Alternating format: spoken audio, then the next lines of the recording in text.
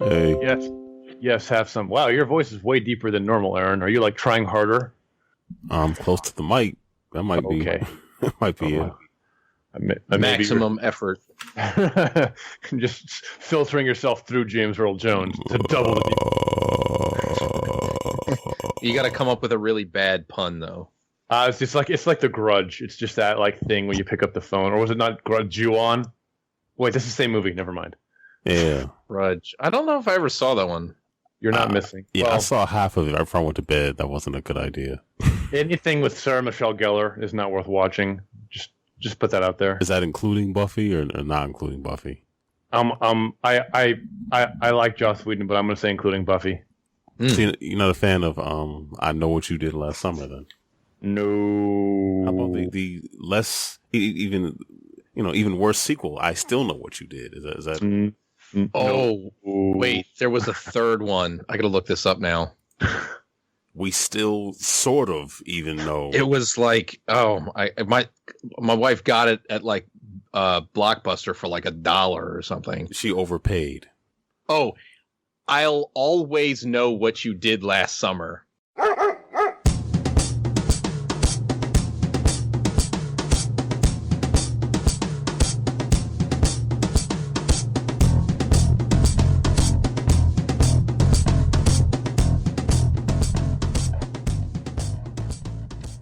It is Wednesday, January 18th. This is GameEnthus Podcast, episode 296. I'm Aaron, one of the hosts here. Mike, are you here? MAGfest was great. The Switch is garbage. Good night, everybody. MAGfest was great. And unfortunately, our guest this week was unable to attend MAGfest because of... really? That's how you were going to start this? That's right. Oh. You know what? I had that coming. It's cool. No wonder I got that call. Like, hey, can we guilt trip Cody? Yes, we can. I mean, you could have gotten in your car and driven in such a way where you could have dodged every snowflake, but you decided to not do that. Exactly. And here I am living to tell the tale. That's a good point. It's valid. All right. Cody's here, everybody. Say hi, Cody. Say hi to the people. Hi, Cody. Hi to the people. Took that pretty literally. What's going on as of late? Give us an update. Just like I said, like the outline says, one day older, a little bit more in debt. You know, being an adult and not really wanting to be an adult. So, sorry I missed you guys, but yeah, snow plus Northern Virginia equals the dumbest people in the world. I know every state says that, but like Montana, but Northern Virginia, we're very serious about it. So. Yeah, no, I did you guys a favor by not screaming and crashing into a hedge or a snow bank or what, all 3/4 of an inch. Trust me, it was harrowing out there. I looked out the window and I was like, oh my god, this is snur. Yeah, as we sat in the new MGM casino, drinking libation and eating heavily salted and probably deep fried foods. Looking out at the snow, we thought, see, wow. If you're just trying to make me feel bad, then you're doing a great job. Screw you guys. I'm going home.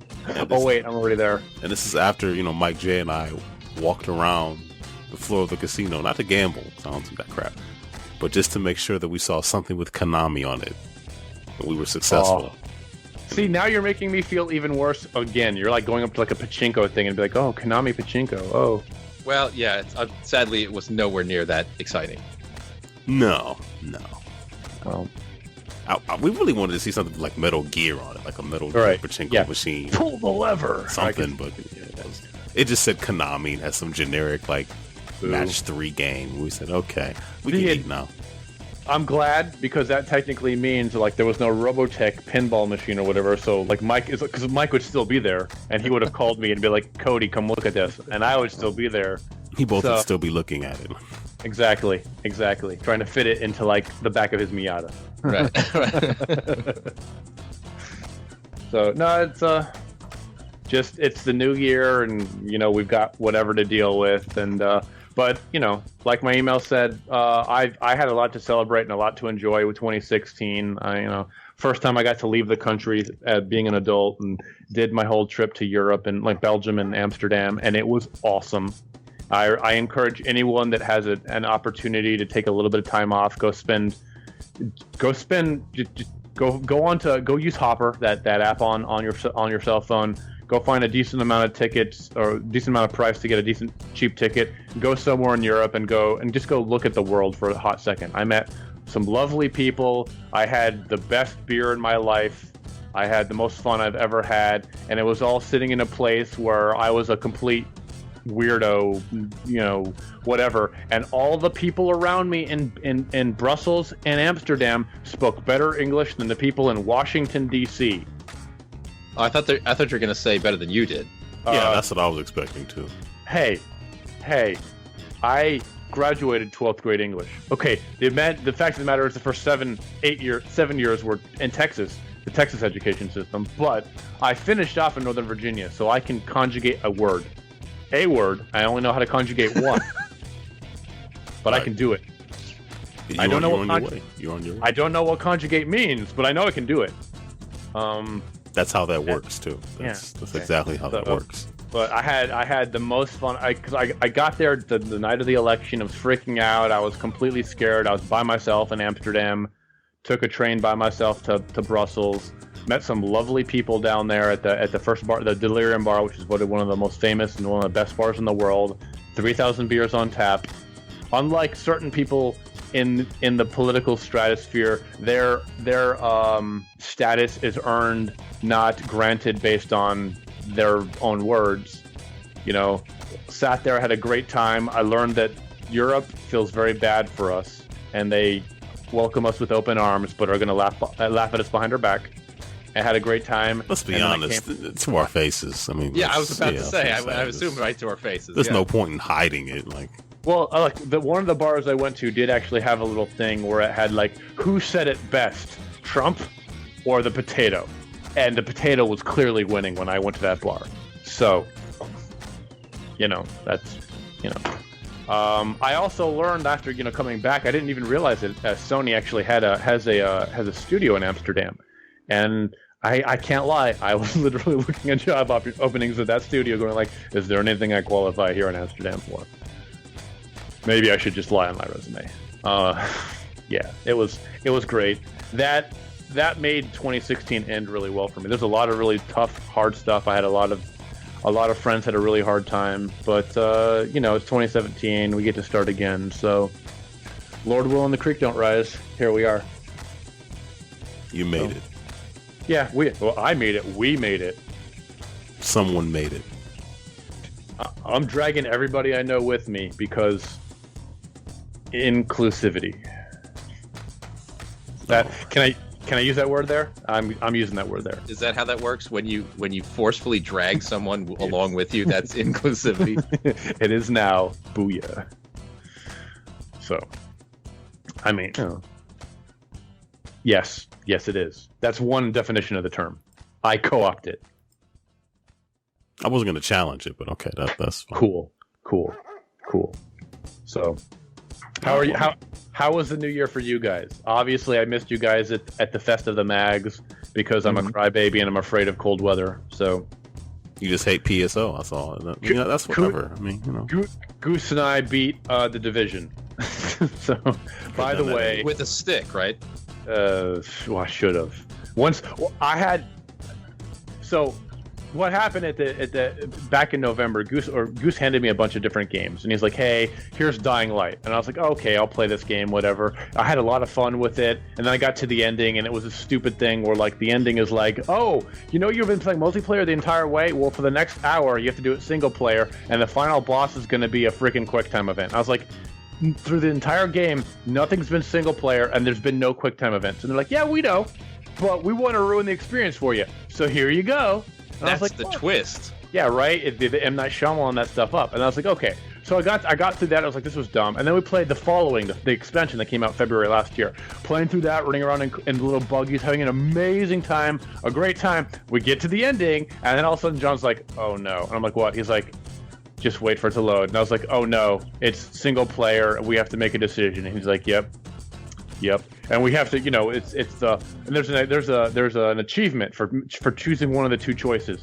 So I was like, oh well, I'm just gonna choose this choice, and then like it loads my game and it's game over. And it chooses his choice, and he's literally gone for 20 minutes. And he comes back online. He's like, "Oh my god, did you have to do that?" And I was like, "No, it just said you just said blah happened." It was literally the nuclear option. Why? He's like, "Oh my god, I had to do this, and I had to do this, and then I had to figure out this puzzle with this whatever and find the final boss." And then it was straight up the I Am Legend ending. I was like, "Ew." And I was like, well, what achievement did you get? He's like, "Oh, I got this one." I was like, "Oh, I got the same one." And it took me 2 seconds. He's like, "I was playing this stupid game for a half hour to get an achievement that you just hit the A button and got for free." And I was like, "That sucks." For you. Yeah, right? And I was like, and then we're like, "Oh, whatever." So then we started the Division, and like, I have never been more depressed. Like, I started a level 1 character, had to get through the newbie zone, which had no idea. He came in as a level 30 character. Everything was level 25 and one-shot me through literally the first 12 hours of the game. Everything one-shot me. Played for that long in those conditions? He just dragged me, and I said as far back as possible, and we just laughed every time I died. Until we got to the end game, and all of a sudden I can contribute. And I'm like, sweet, we can do the Dark Zone. We jump into the Dark Zone with 4 players. And it ranks your characters based on your equipment level. So I ended up having the highest equipment level, 184. His brother-in-law and his friend had 182. He had 180. So keep those numbers in mind. I was the highest, 184. He was the lowest, 180. The 2 friends had 182. It threw me and him into a dark zone, whatever their PvP zone, at level 183. And then it threw his 2 friends into the lower level tier, 180, up to maximum 182. So for some reason, it split us apart and said, you can't work together because your gear levels do not match. And it wouldn't let us co-opt with each other. So literally, when we got to the whole point of the game, the end game PvP, it wouldn't let us play together. And then John literally took off his headset and went quiet for a half hour. I'm assuming something or someone got broke, died, or was sacrificed to one of the Cthulhu gods. That's my assumption. He came back on and I was like, "I'm sorry, guys. I need to go offline." And the rest of us were like, "Yes, so do we. This was a bad idea." We thought Ubisoft... We thought, over a year, Ubisoft would have patched the game to make it better. They patched the game to make it more dumb. Like, they were literally like... I felt like I was being trolled through the entire game. Like, whenever I was like, "Oh, I can do this," and then I would fall over and one-shot dead. Or like, "Oh, I can do this. I'm going to play it by myself for a little bit." And then, like, 14 guys would jump me, and I would fall over dead, and I would have to, like, literally ping John on Xbox Live and be like, "Could you log into my game and come kill these guys for me so I can continue? Please? Please?" You're talking me out of ever playing this game. Yeah, I have it too. And all of the voice acting, like, literally, it's because it's made in Canada. The voice acting is like a bunch of Canadians watched SNL and said, "That must be what Manhattan is like. Let's go ahead and do the worst version accents of Manhattan we can ever do, and make, like, if the world's ending and everything and shit the fan, right? What's the one thing you think people would do? They would come together and work as a team. So they're like, we're gonna have like a guy who looks at crystals, a guy who's an acting coach, a guy who's a yoga coach. They want you to go like buy them stretchy pants and other random quests that would have no sense in like the whole like helping the world survive. And they need you to go, get them dog food. That's literally one of the quests. You have to go fetch dog food. And I was like, this qualifies as an Ubisoft AAA title. So, yeah. I'm really looking forward to playing Dead Island and whatever the other Capcom number 4 is. Dead Rising? Dead Rising 4, because I'm hoping they'll at least kind of move the bar up. That's my, So. Keep the expectations low? Yeah, right. I know Goose has been a defender of Dead Rising 4.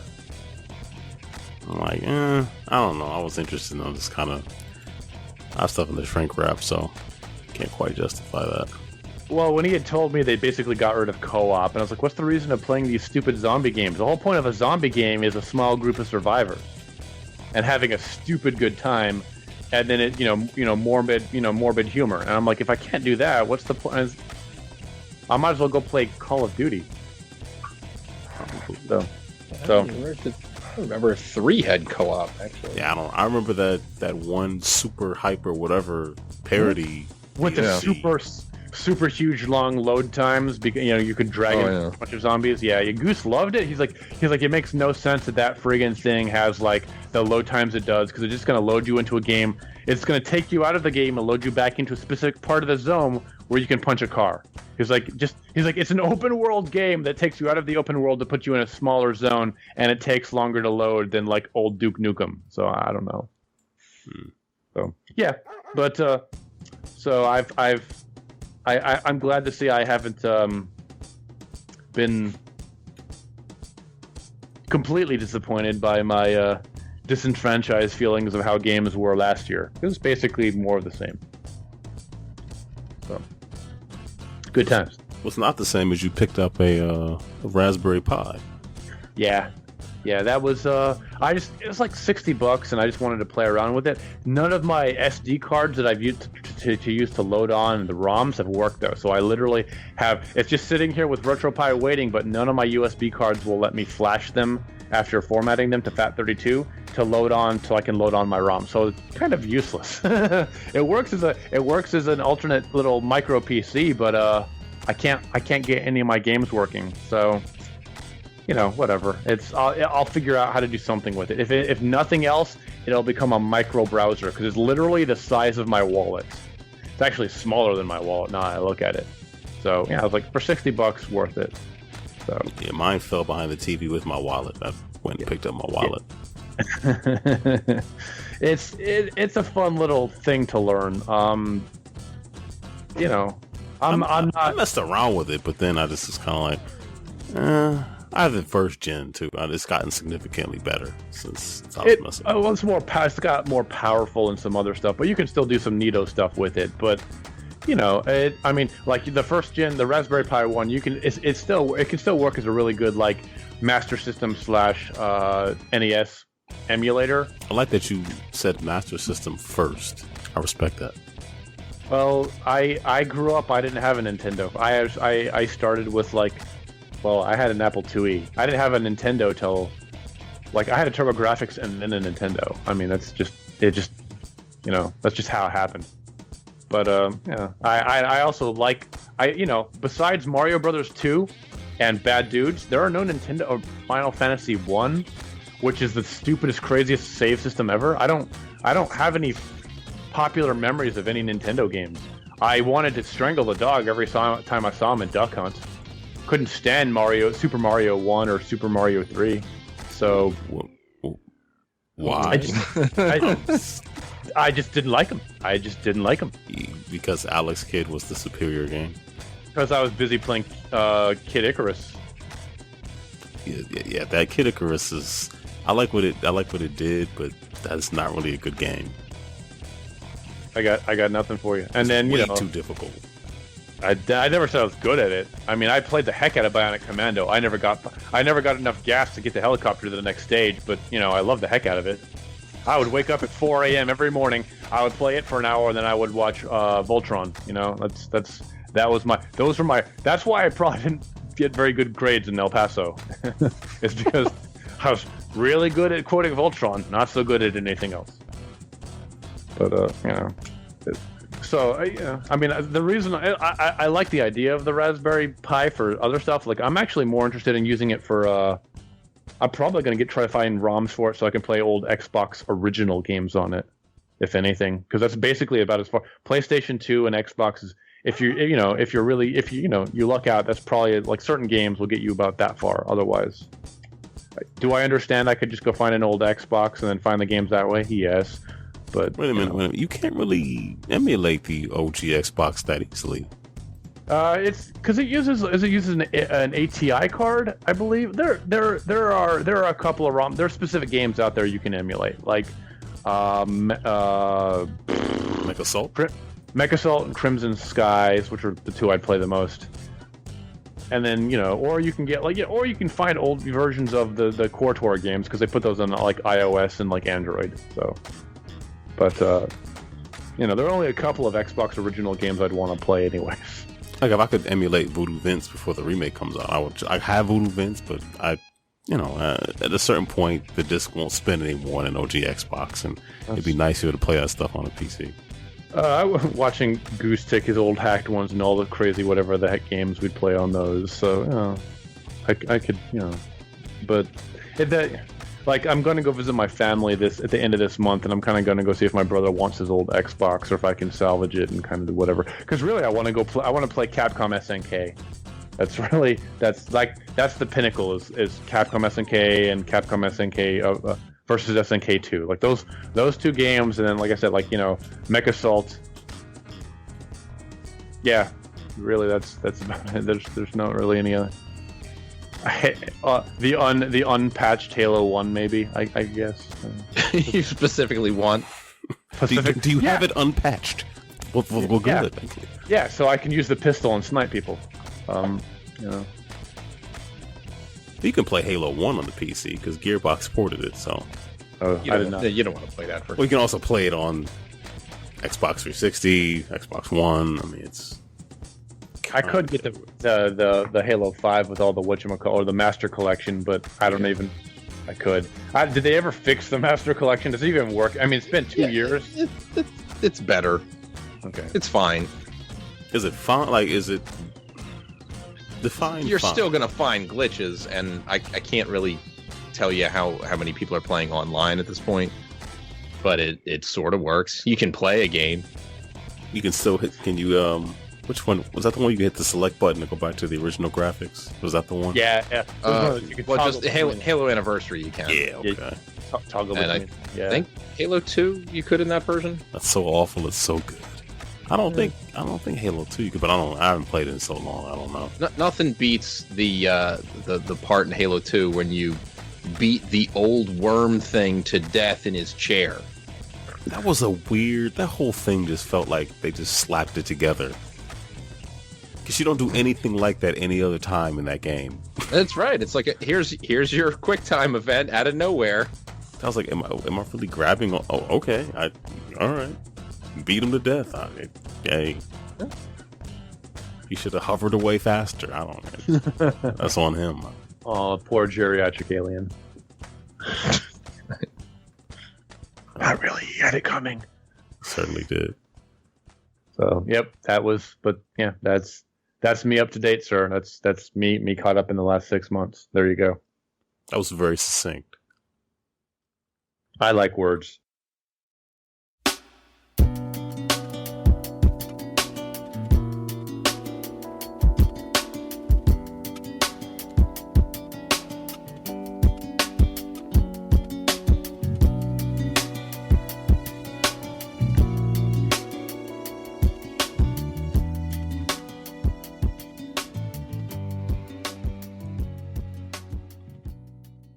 Mike, what's going on with you? So last night, Harold of Hbomb and Friends, Hbomb himself, I was a guest on his Hbomb and Friends show, and I think that'll be coming up in another. I think he estimated about a week. So check it out. Don't do a whole lot of guest appearances, so that was a lot of fun. Thank you, Harold. It was a good time. It was a lot of Switch discussion. I bet it was, and I'm sure that you were the most enthusiastic one there. Well, you did miss out on Aaron and Tiny's sort of their take on the Switch. So you didn't get to participate, so you got to make up for lost time, I assume. That's right. I listened to a whole lot of. Are you guys seriously just like recording a podcast while just browsing the internet? Sitting on hold waiting to order a Switch. Yeah. So what I'm hearing is that was not great fake internet radio. We're not judging. We're not judging. At times. I was on the seat of my pants the entire time waiting for you to remember the last 4 digits of your credit card. I will promise you that. And that never worked out. Oh, really? That never worked out. So ultimately, I went to GameStop Friday morning. It was the first one there. The GameStop had a sign up. They said, "Hey, we got 29 of them in." So, yeah. How do they know, like, for sure, like that precise of a number? They're like they would make a deal with the distributor, or they would lie through their teeth. Those are the two. Yeah, I mean, because I know there are instances in the past where it's like, oh yeah, we're gonna have like X number, and then they can't meet that number, and then people go home sad. GameStop has done that a number of times before, so we'll see. Oh, and let me just add that Gary from the Games and RPG said that he was enjoying the pre-order Switch 2017 chat. Laugh out loud. So, I enjoyed it. So if Gary liked it, that means I enjoyed everybody. The chat. I didn't say anything about the pre-order segment where you literally were sitting on to call collect, hold one. Like when you were on hold at the end where you were like literally waiting to get your piece. That part was when I was like, oh, that was it was too real. We don't need to hear this. That's why I was on the edge of my seat, because I was going to change the channel. Oh, no, I wouldn't blame you. If watching somebody pre-order something, it's like the how to buy action figure episode. No, actually, it was actually kind of interesting because you've never done anything like that before. So that was interesting for me because that was complete. Like, I didn't expect you guys to do, like, you were literally like, you were kind of doing not really a live commentary, but as close to as possible. So yeah, it was for that, right after it. We just that was kind of neat. It was something to do at work. Let me tell you what, it was boring as heck at work. So at least I had something to listen to for 45 minutes. It was also much more brief than the other episodes. So. Oh yeah, it started at about 12:30 or something. Something like that. Yeah. Apparently, Amazon pre-orders went up at like 3 a.m. or something, or 4 a.m. Like, come on. So my experience with that night was a little bit different than your guys because, like you'd mentioned, I was not feeling well. So what I did basically was like I still want to watch it. So I was totally ready for bed and everything, and I'm just like, all right, I'm just gonna get my iPad. I'm gonna watch this before I go to sleep, and I fell asleep before it was over. So I saw most of it, I'll say, but I definitely missed the price announcement. So I think I woke up somewhere around 1 or 1:30 or something like that, and I was just like, let me look, and I grabbed the iPad and I look it up, and it was $300. I was like, what? And then I went right to bestbuy.com and placed my pre-order. So I have to admit I don't have any plan on pre-ordering it, but I'm like $300. It's like the same as a DS. You just don't have dual. I was like, I actually put it in an email. Same as a Wii U. Yeah, I was like, I can see myself sitting at Dunkin' Donuts playing a JRPG on it with Goose. And then when I told Goose that, he looked at me. He literally looked like I tried to stab him in the throat. And I was like, okay, well, I could see myself playing at Dunkin' Donuts by myself in a JRPG while Goose judges me. I guess is how I should edit that comment. But because I think. Like I was dismayed by the price because the information that was coming out ahead of time, leading right into it, everything looked to me like it was going to be $250. Oh, and I was like, okay, everything right, you heard said it was going to be $250. Well, yeah, like the price as it was, the pre-orders they were taking in the UK or other parts of Europe, whatever it was, I forget, but like everything lined up where it's like, yeah, $250. That sounds like a good price. Like they might do well with that. And then they're like, yeah, all right. First of all, of course, the price wasn't until the end of the stream, so I'm going in reverse order. But not only is it $300 more than I was expecting, but here's the launch lineup and Zelda 1, there's 2 nothing. on Switch. Yeah, right. Like, the other part is that you look at the technology. All it is it's the NVIDIA, whatever that NVIDIA handheld from 4 years ago. Yeah, the Shield. Yeah, the Shield. That's all it is. Set. That's But it's Nintendo. Like they're not gonna. Well, even if NVIDIA said, you know what, how about the old chipset is like $3 less. No, let's say 3 cents less than the new one. They still let's go with the old one. Like that's just how they roll, man. They were like, hey, NVIDIA was like, hey, you know what, Nintendo? You know who doesn't own us? Sony doesn't own us, and they're like, deal. Sometimes that's enough, right? Yeah.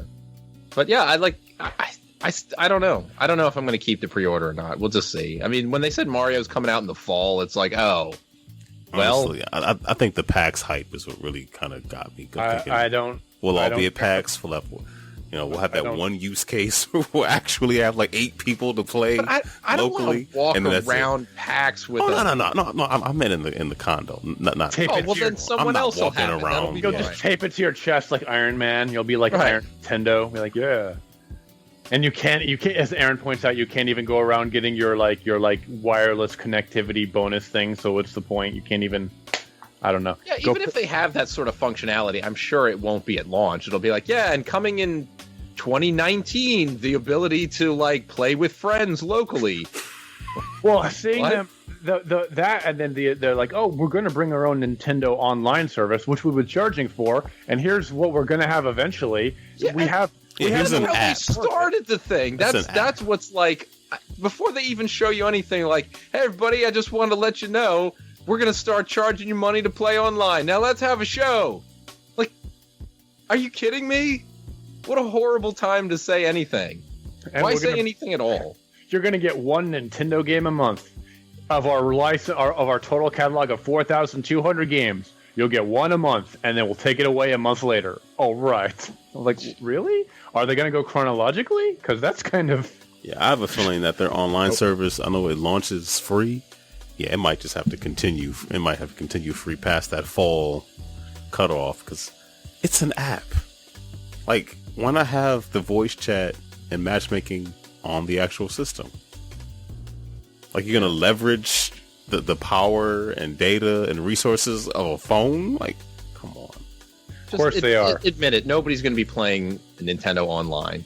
If they find a really clever way to take multiplayer into some old school games, if there can be a versus mode in Ninja Gaiden or something like that for for some of these bigger electronic tournaments, that could actually be really cool. No, if they do I expect that to happen? No, if they did, very unlikely. What that game called The Crossing was supposed to do 8 years ago, where you're online playing Ninja Gaiden, and other people online are the birds and the enemies. Yeah, can I see killing them you? Bringing out some sort of version so you can have to use the NES pad again or something like that to basically you can play the old Olympics game again. Oh, do I expect to be hype? Yes, I expect the hype. Do I expect it to actually functionally happen? No, because Nintendo, and they're gonna have some other twaddle your fingers in front of your Switch controller to run and shoot the ducks. But it'll be a beautiful concept that it's Nintendo. It's going to be the Bazooka and the Virtual Boy over again. It'll have one game. You're like, oh, wouldn't it have been great if they thought this through? Yeah, that would have been great. Oh, well. What's Sony and Microsoft going to do better than them in 2 years? Yeah, I don't know. I guess, to me, one of the most egregious parts is just the additional costs. The controllers are so pricey. It's all that stuff is just too pricey. Why? When you guys were talking about it, on the previous 1 hour show, as mentioned earlier, and it's you can say all you want. It's but there's so much technology in these little Joy-Cons. That's why it's $80 for a pair, or $100 if you buy them separately, 50 a piece. It's okay, but you didn't have to add all this. Nobody's going to be standing around pretending ice cubes are falling into their controller, so why make up stuff that's gonna never get used more than likely anyway, and then say, well, that's why we have to justify such a high price tag? How about actually say, here's how much we can realistically charge for something. Now let's design within those parameters and not go nuts, because the whole thing is nonsense anyway. So you just wait, Mike. You just wait. December 2017, Mario Barkeeper is going to be the hotness, and you're going to be all about how many ice clink clink clink. How many ice cubes do you need? And it's going to be all about that. And then WarioWare's Martini Unshaken, and it's going to be the hotness. And you're going to be like, why didn't I get 3 different controllers? Oh, I'm such an idiot. And that's kind of when the 3DS came out and the AR cards and face raiders, I played each of those things one time and I was like, yep. Yeah, that's kind of cool. And that was it. I don't want to pay extra for stuff like that. Sure, I'll go like run the tech demo and go, yeah, that feels like 2 ice cubes. Never doing that again. I remember in an old Game Informer back in the Super Nintendo days where they had the barcode battler game where you put the little thingy into the Super Nintendo or the Super Famicom, and then you would go scan barcodes and it would make your monster to fight other players on the Nintendo network, and that was like the big hotness in Japan. And they're like, that sounds like a lot like Photo Dojo. Well, the whole idea was the company that made the barcode battler game also made a brand of soup that was the most powerful monster you could get. So literally, like their soup sold out they're bragging about how they're going to bring it over to America, and then America was like, yeah, that's completely like, no, that's not happening. This is a stupid idea. No one's going to be willing to pay $70 for a specialty cartridge and then go randomly scan barcodes like they were like, we're not gonna let this happen, and it kind of evaporated and became like one of a Japanese fad that you just school kids like whispered about each other as they traded each other magic cards.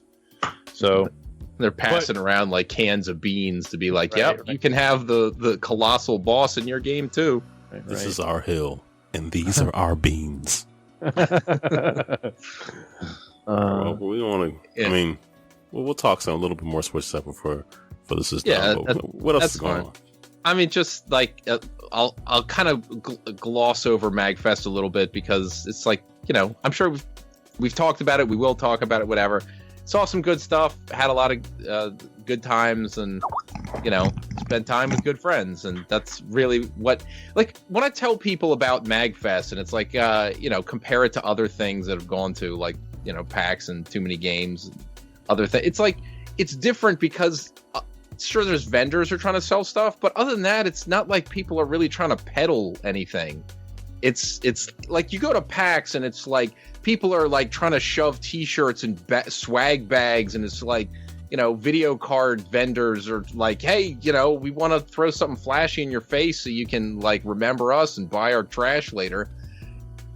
And that's like what it is. It's like partial vendor. At like MAGfest, the vendors are just people who are trying to sell their stuff, but other than that, it's like, hey, everybody, let's get together and have some good times, meet some other people of like minds, and enjoy the festivities in each other's company. It's like a party. No, yeah, it is certainly a different show, and the fact that outside of the indie section, there's nothing there. I mean, which is growing, which is fantastic. It's growing significantly. It was gigantic this year. There's nothing, new per se, and that's fine. Because there's not, like you said, there's not like, the 500, I don't know if it's 500,000, but like the big, huge, like, what was that game that basically propped up PAX East for like 4 years? Firefall or whatever. Yeah. Then it came out and went right into the garbage bin. It was just like, let's be honest, it did. Like, it's a different feel. Yeah. So, what was the first MAGfest you guys actually went to? Like, how much has it changed since, It used to be at, I guess the real beginning, so what I've heard, it started off in one of the Carolinas and it kind of made its way north. But the first one I went to was like MAGfest 9, which was Mega Man themed. One of the best shirts they made was that year. Yeah, that was a good shirt, yeah. It was at the Hilton right off 395 in Alexandria. So, the Crystal City one, right? No, a little further down. Okay. Not when I say, I mean literally like right off 395. But I guess Crystal City the Mark is as Center. Well. There you go. I know little about it, having been there one time only. I used to live not too far from there. And my first MAGfest wasn't until the year after, a 10 at the first year at the Gaylord, I gather. I've been going ever since. The only time I went to the other location was when they did that. The retro one last year or year before last? The 8.5 they called it. We did that 1 year and we're like, we're good. it might actually grow into something, but yeah, it's a very subdued, and it's a shadow. It's a mere shadow of what MAGfest is. So. It's just a throw. But that's the thing. They have it in the old hotel, which is cool until you try to get on the elevator. So. Well, the elevators at MAGfest at the Gaylord are terrible too. If you're trying to get anywhere, there's a lot more of them, but there's 15,000 people that go to MAGfest. I felt that I had more problems with that first year at that Hyatt than I have ever had at the Gaylord, just because of the size. Yeah, because there's only like 2 elevators. I think it was. Yeah, it was nuts. But yeah, I mean, I guess. Well, let me not project. I used to be more panel focused. I was really it's more of a hangout. Like we all go and just, we go to some panels, we go to a concert or two, but it's really just to kind of hang out. And yeah, well, that's it's just having a good time. Yeah, but there's things I like to see for sure.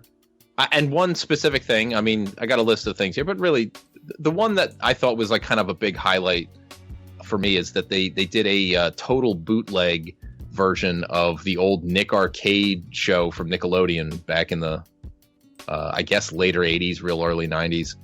And it's, they can't use anything like the names of anything from the old show, but I mean the font was the same, and the board was pretty similar, where it's like, teams are saying, hey, move the character up, I win this challenge, so I get control of the board, and make your way to the end. And they play little challenges, like play a game, which were all indie games. So the some of the featured indie games were part of the show there. And then some of it was trivia, and then they do what's basically a Connect game, but back in the days of Nick Arcade, it was like pretty wild looking stuff. It's like, yeah, look at this 11-year-old, he's like actually inside of a really bad looking video game. You're right, and you had to do the whole like jump. I remember seeing a couple of those where like like, cause didn't they end up putting something very similar to that on G4?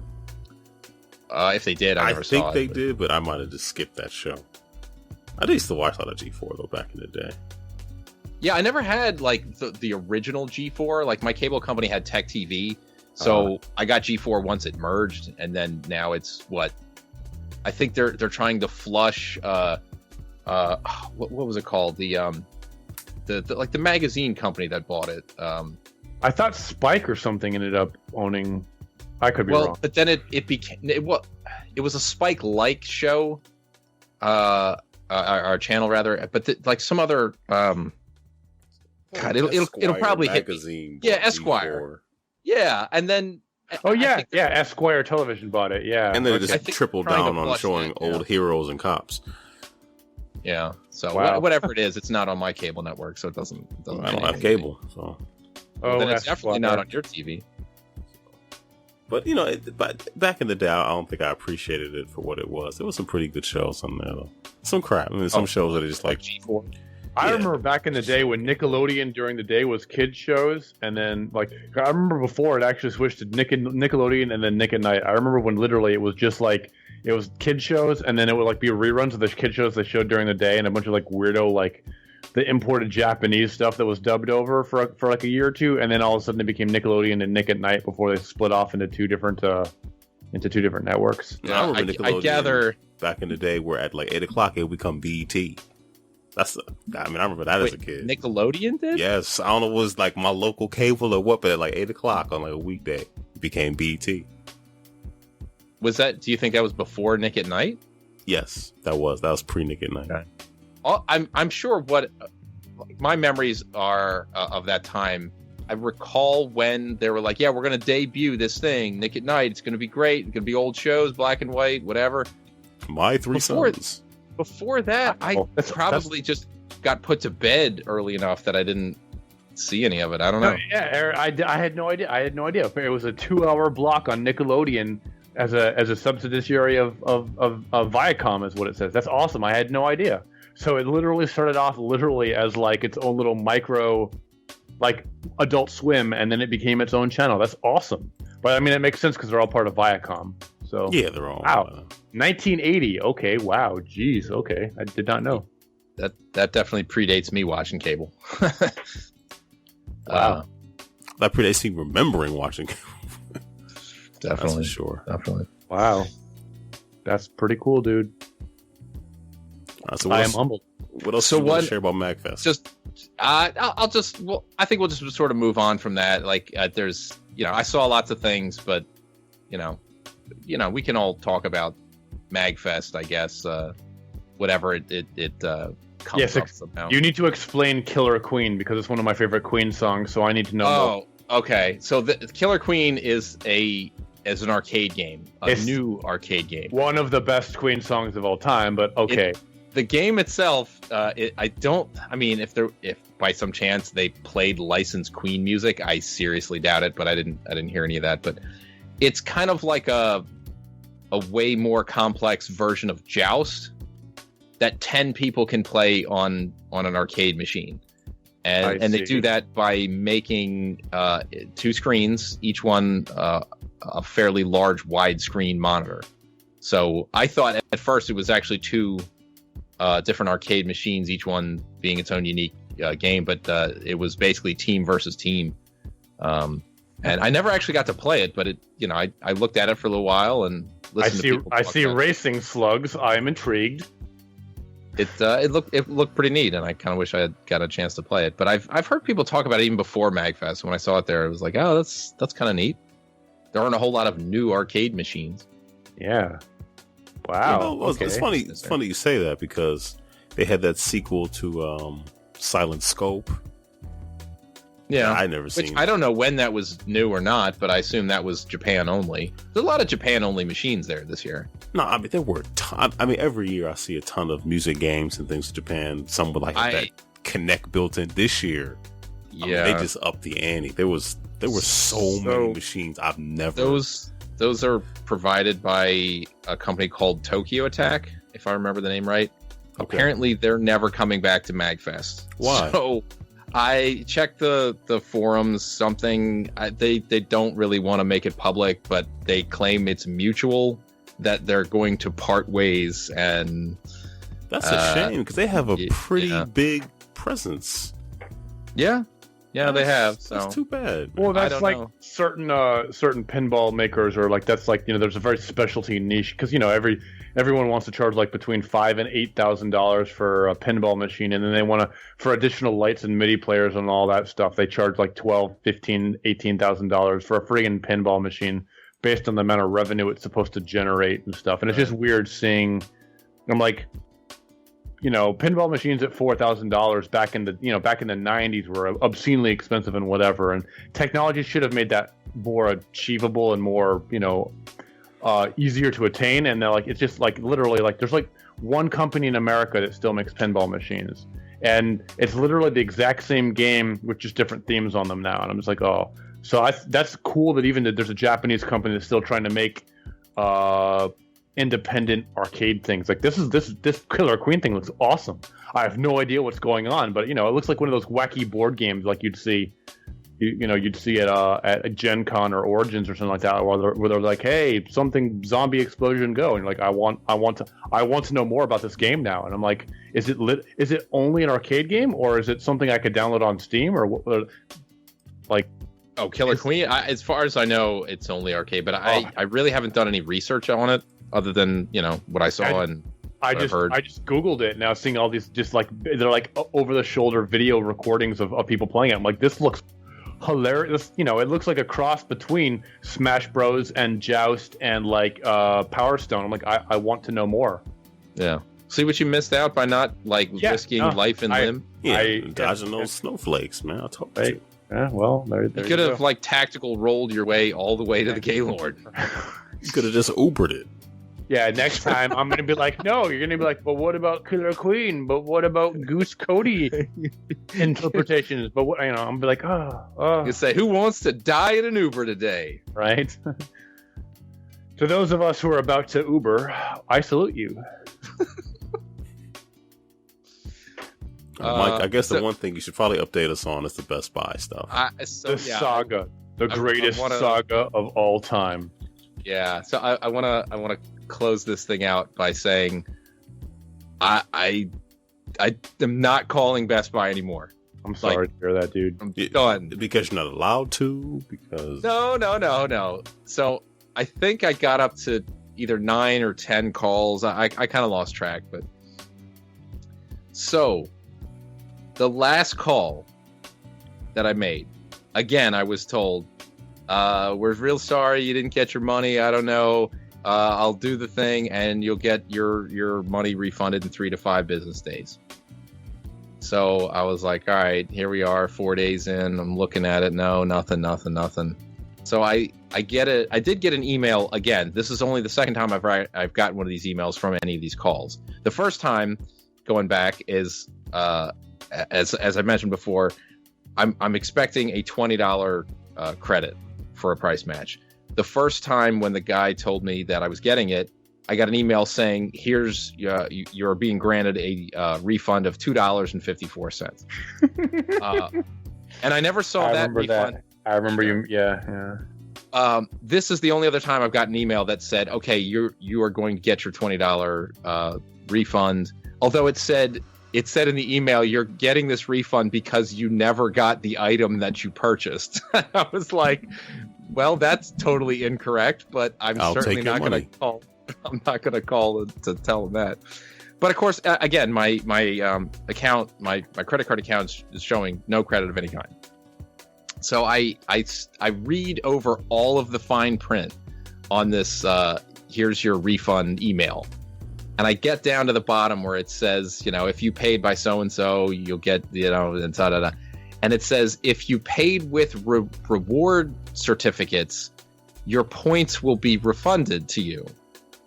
So I went to my rewards balance and see that they actually did credit me the value of $20 at that time. So I was like, okay, wait a minute now. Let me go through the older history of my rewards and see if every other time that I've called, they've given me points. They didn't. Except that $2.54. I did get the point value for that way back. So way to fight the system, man. I guess I'm satisfied. Although I still don't understand why one could not even explain that to me. Like, none of the people I ever spoke to actually told me that. They all said, "Well, I see here you had a discount." And I said, "Yes, that's the reward certificate that I used toward the purchase. Didn't pay for the whole thing, but it discounted the purchase price of the entire order." No one ever said that, I'd be getting a refunded point. So it's still kind of weird, but I'm happy to feel like I'm good. Like it is whatever it is, but it does show me that Best Buy's system needs a lot of work for their sake, as much as the customer. Like that's terrible, the way it all worked. I mean, for their sake, meaning the wrath that they will incur from customers like you. Well, meaning that their employees seem to not be educated about how this works. Like, they're the ones that should be in the know. They need to know what to tell people, not just to keep them happy, but to know how to do their job. Well, that's how Gamer Club Unlocked started. Like, no one knew anything about it. Yeah. Well, it's also the thing, really, it should be done on a store-by-store basis, and the store should, sweep up its own crap. It should never have to go beyond that. It's poor training on their part, and part... You couldn't... I could never imagine being a former Blockbuster employee. If something went to regional or went above... had to go to corporate, had to go above the store level, that was a big deal that could result in you being fired or being put on your first and final. The fact that, literally, I could never see your situation happening at a Blockbuster I worked at, because my boss would have literally put my head in a guillotine and offed me in front of you, should that have been the case. That's how hard is it to be like, oh, okay, Blah's upset, it's going to cost my store $20. $20 in the grand scheme of so that sucks. I mean, hooray that it sort of got resolved in the most archaic asinine way ever, and I'm sorry that no one wants to hear that sort of suffering unless you're watching reality TV, but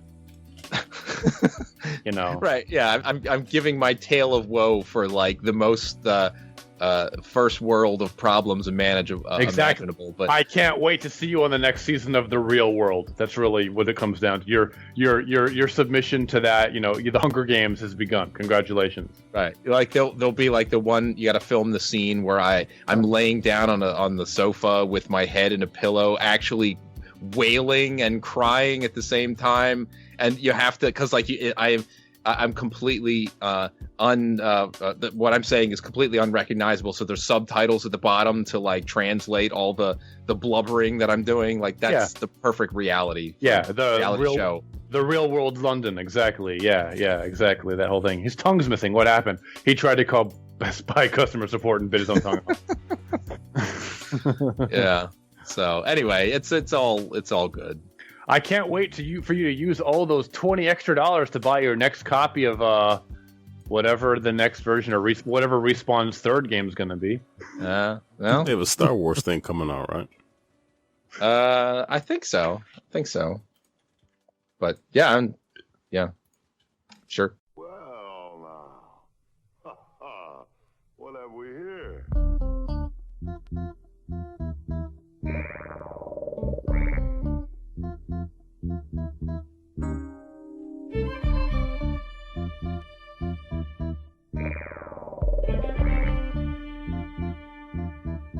Come with it. Get down, get down, get down.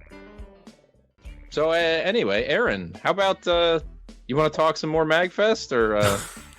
Are you calling Best Buy? Well, I said I'm going to piggyback on everything you said by repeating it word for word. No, I'll just keep this kind of brief. But as of late, well, right before MAGfest started, I know that apparently there was some information coming out that you could hack your 3DS, new and OG 3DS, pretty convincingly. That stuff had already been out there, but now there was a way to do it, even if you were on the newest firmware. So the week after MAGfest was over, I took some time, I think on a Monday, and went ahead and put all that stuff on. It takes a good number of hours, and you have to follow the directions like to the T, because if you don't, you'll break your system. Yeah, but it's really worth it though. I mean, that's enough to scare me away. I'm not going to take that risk. It's fine. If I can do what you can do, it's fine. I don't need to do it. I really don't care. I did the whole like emulation thing on the PSP, and I was like, "This is awesome!" And then I played like more than an hour of Genesis games on there, and I was like, "You know what? I don't care." That's kind of that. Yep. But so Ice Claimers 2. Yes. Why did I do this? I mean, you can pop your 3DS games in, just rip them to your 3DS to the SD card. You can basically take a ROM and just inject it and just basically just tell the system, hey, this is a virtual console. So it applies all the virtual console UI and functionality to any ROM you feel like injecting. Can I do a micro segue? Because that's one of the things that just reminded me, the whole SD card, whatever. The Switch, a 32 gigabyte SD, it's got an SD card, so you can put up to a 256, because that's currently like the biggest one I've seen for like $100. Yeah, I saw a 200 gig for like so you can take your 3DS card and put it in your Switch, but obviously it won't work because it won't recognize any of your whatever. Like right, it'll say, "Hey, do you want to format this card?" Like destroy everything. Yeah. That's their solution. Is literally like, and then looking at all the size comparisons, where it's like the Wii U and a 3DS, it's like, wow, it's a one screen 3DS or it's a Wii U screen to play Nintendo 3DS games with one screen missing. So I can go play Persona 3. Yeah, I don't know what they're gonna do about the 3DS. I don't know what they can unless they say. Do you think they're gonna merge the two and basically say no, look, whatever, and they're gonna put it to bed? Because they have no competition versus the Vita. So like literally, it would behoove them just to kind of like say, hey, here's our 3DS or 2DS, whatever. They don't have anyone to fight against them anymore but themselves. They're literally competing against themselves now with the Switch. And as Tiny pointed out, what's going to be, during the next PAX and whatever, what's going to be the most stolen commodity during the convention? The Switch. Of course. Yeah, I don't know what they can do, because I feel like it'd be nice if they announced after some point, hey, you can not have the Switch docked, but then still play stuff. But I don't know how that would work. Or if they're like, hey, here's a ROM where it splits your screen in half so you can use 3DS games on the Switch without 3D. because you've got a touchscreen. So screw it. Go ahead and the use way your it tenant. looks, I don't think it'd be big enough. Would you have to hold it like vertically to do that? How would that work? Atari links it, yeah. Truthfully, that doing it like holding it vertically actually makes some sense because you can detach the controllers, and then you just don't hold them attached to the screen. There you go, thinking laterally. Nintendo won't think that. They're like, no, you need to take your controllers, put them behind your back, sit on them, and then you can play it that way because that's what Nintendo would do. Surgically implant your Joy-Cons into your forehead, and then bang your head on the table until it all works out. But I guess the one kind of scary thing is there's an app called the Free Shop, which kind of just lets you download almost everything on the eShop. So I'm assuming that Nintendo is working feverishly to stop this. So I don't know. It's like, right. Well, there is a fever going around. I'll say that. Until they change the URL by one letter and subvert all their works by making it be .ko.ko1, and like, damn it! How dare you change the URL and subvert our entire plan for shutting you down? Because the internet, because that's how the internet works. Because Nintendo's never heard of Pirate Bay, so I don't quite know how to stop this. Exactly. Yeah, so I don't know. I'm really digging it. I would recommend people do it. If I guess one of the biggest things I didn't talk about was finally getting gameplay capturing. I saw your Twitter post about that. Man, I'm waiting for that forever. I mean, I know it's been out there. You can send your 3DS or whatever off to somebody. So $500 that can add the hardware, but this is bad. When are you gonna go buy a Pocket Game Gear and start reviewing some Game Gear games for me? Some Neo Geo Pocket whatever thingy, like the little. Then we're talking. Or if you're gonna do like some Atari Lynx Jam. You can emulate that now. That was my point. Yeah, but I want the officialness of I want to be able to smell the 1998 cartridge, man. You gotta. You can go to a retro GameStop and just buy I can go to a Lynx cartridge. Yeah, I can just go to Starland. I know. I'm just. But it's different. It's different. I got you. I don't know. I'm excited that apparently Hyperkin is basically releasing the same adapter that was released for the Retro Freak, which allows you to play Master System games. I can do that now. The card games, I can do that now. But in addition, Game Gear games. So that's pretty cool. For those of us who like our Retron 5. Which is just me. So, man. Just me. I wonder how hard it's going to be for indies to develop on the Switch, because I'd actually like to see what's this, the guy who the guy who released Combat Core. I would actually like to see that. Oh, Micah. I would actually like to see that on because I was playing it on Steam and I was struggling. I was like, I need to have this on my console. I can't play it on the PC. I need to have a console version. So maybe if there's some feasible future where he's able to afford and fundraise or something and put it on Xbox or on the Switch, maybe then I'll be able to sit down because I want to play it. But I tried to play the working beta he had on Steam, and I was so close to putting my controller through my monitor because I couldn't set it up the way I wanted and whatever. And I know he was very keen on feedback, but I'm just like, no, just give me a console version so I can be happy and I can beat my roommate at something. Well, I can ask him, but I should probably just get on the Kickstarter and ask him myself. I talked to a couple of indie devs at MAGfest, and several of them said, "Hey, we did apply to develop, our game or whatever games for the Switch, but they're not sending out dev kits or anything to anybody right now, unless you're Ubisoft or." Right, you're big kids on the block, or right? That guy from Sega who got up there and had nothing to say, which is the weirdest thing I've ever seen. I would like to talk about maybe liking to make a game.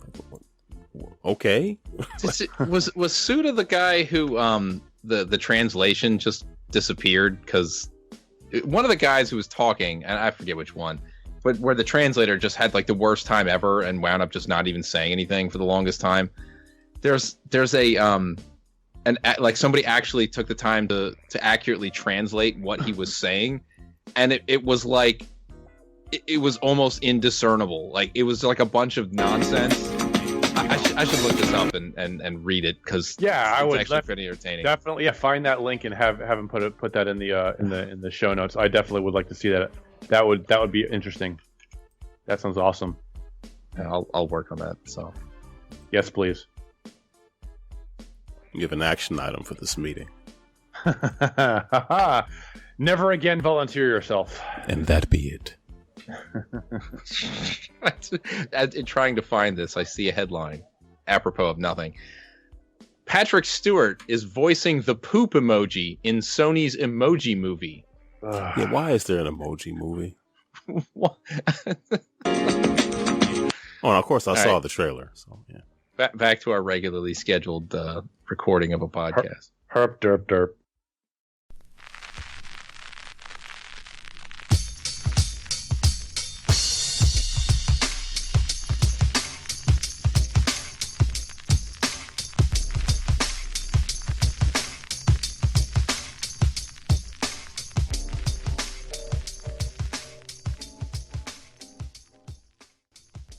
All right.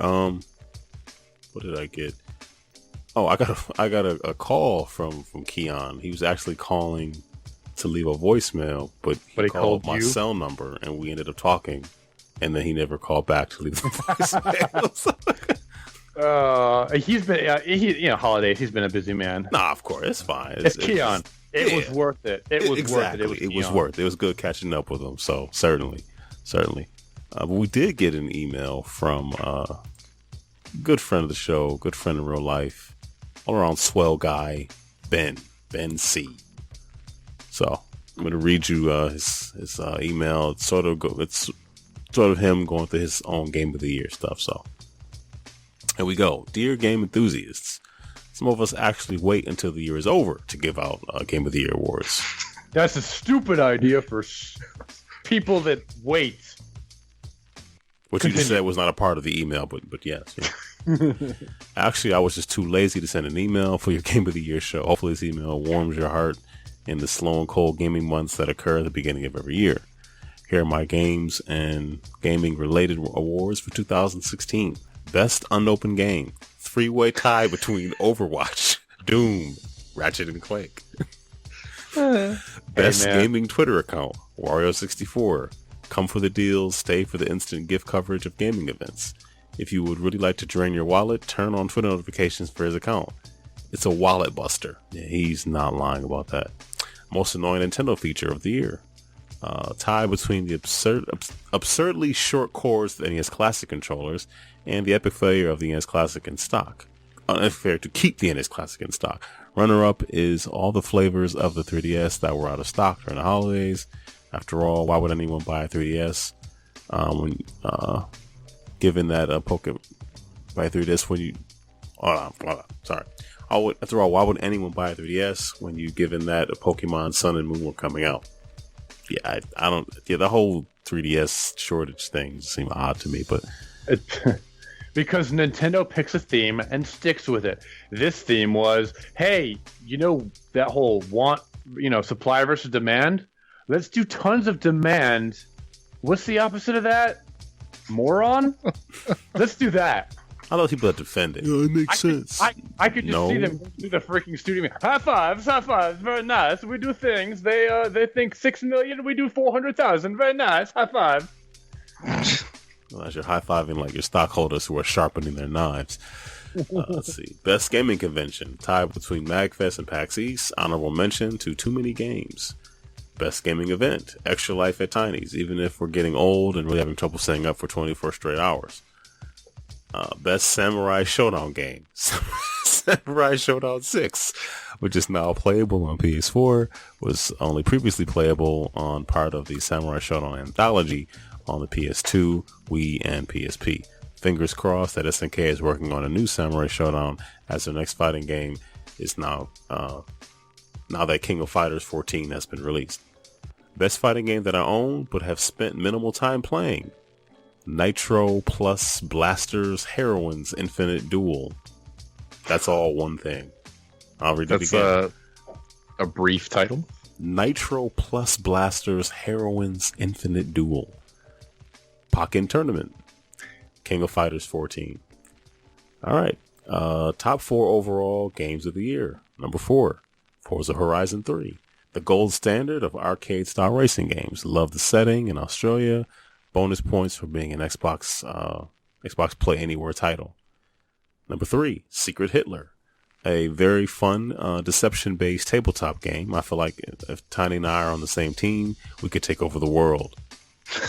I wouldn't. Yep, that was a lot of fun. I have to say. Things you don't say at an airport. Yeah. I think we said the word fascist, I don't know, a couple of 100 times during some of those. For the record, we played Secret Hitler when we were out at MAGfest. Very fun game. Ben picked it up. He kind of learned it with us as we played it, and we all got it. So it was pretty cool. Number 2, Civilization 6, a worthy successor to Civ 5. Happy to see that people still appreciate and support the turn-based simulation genre. And number 1, Hitman. Although I didn't get this game until the first season was complete, in some ways I wish that I played this game as the episodes were released so that I could savor each location and the multiple ways to complete each mission. This is my first Hitman game. I really enjoy the humor and the mechanics of the game. Cheers to another successful year. Keep up the great work. Looking forward to 2017.